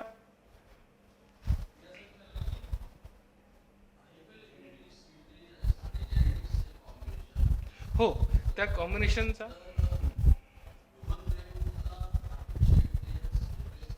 तो प्रयत्न सुरू आहे. नाही, आता तो पुन्हा तोच मुद्दा आहे. कारण जसं आता मी तो ह्युमनॉइडचा विषय सांगितला, म्हणजे इलॉन मस्क बद्दल खूप वेगवेगळ्या प्रकारच्या आपण कथा ऐकतो. त्यातल्या अनेक कथा असं आहे की त्यांनी एक सायबर ट्रक 2 वर्षांपूर्वी अनाऊन्स केला होता, पण तो अजूनही प्रोडक्शनमध्ये नाही आहे. त्यांनी ह्युमनॉइड पण गेल्या वर्षी 2 वर्षापूर्वी साधारणतः अनाऊन्स केला होता, तो अजूनही प्रोडक्शनमध्ये नाही आहे.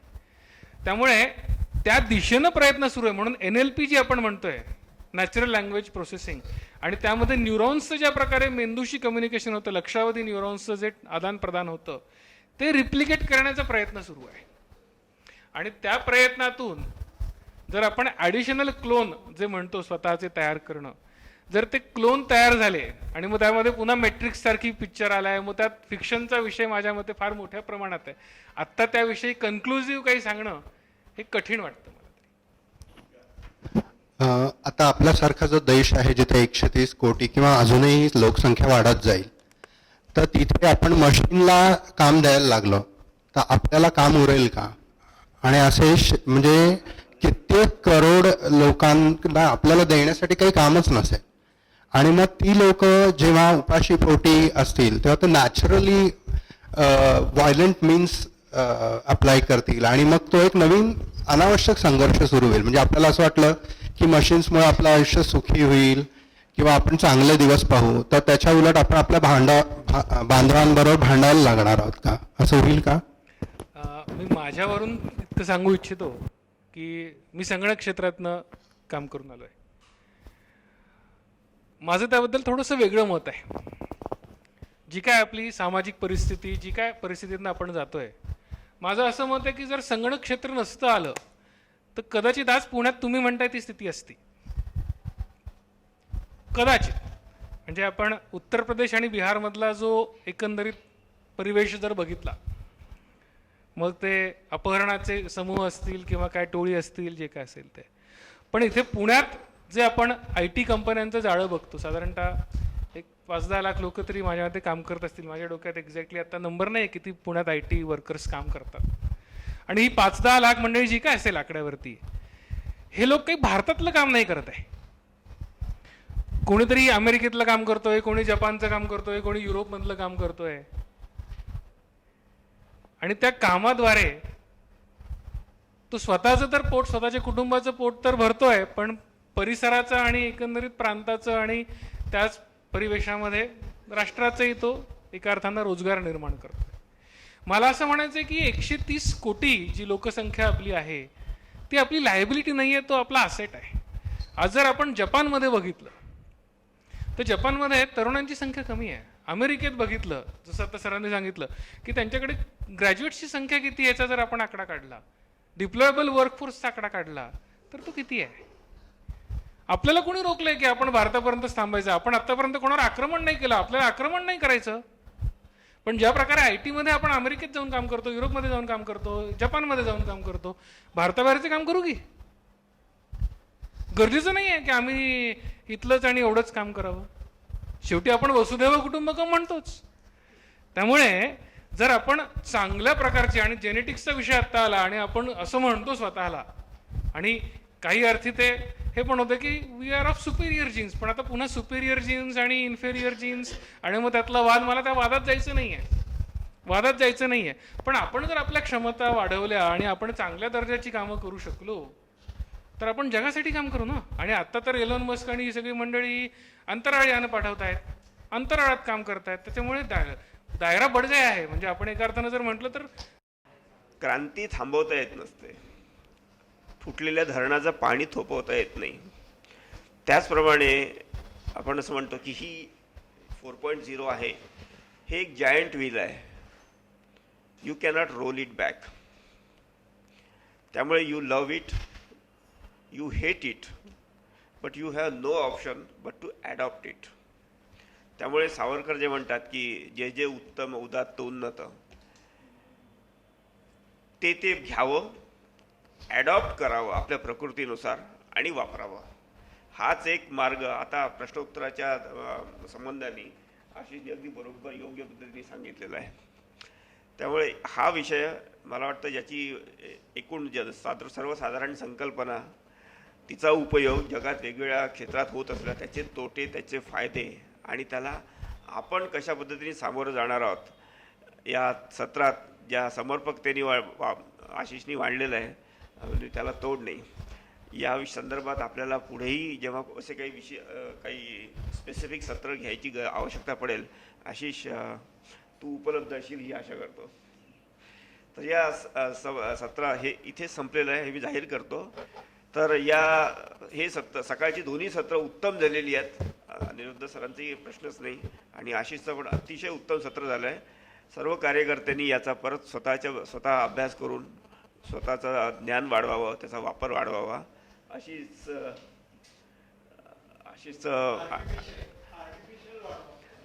नॅचरली वाढवावं, आर्टिफिशियली नको, ती इमिटेशन नको आहे आपल्याला, नॅचरली सगळं वाढवावं. आशिषचे मनपूर्वक आभार आणि हे सत्र समाप्त झालं आहे असं मी डिक्लेअर करतो.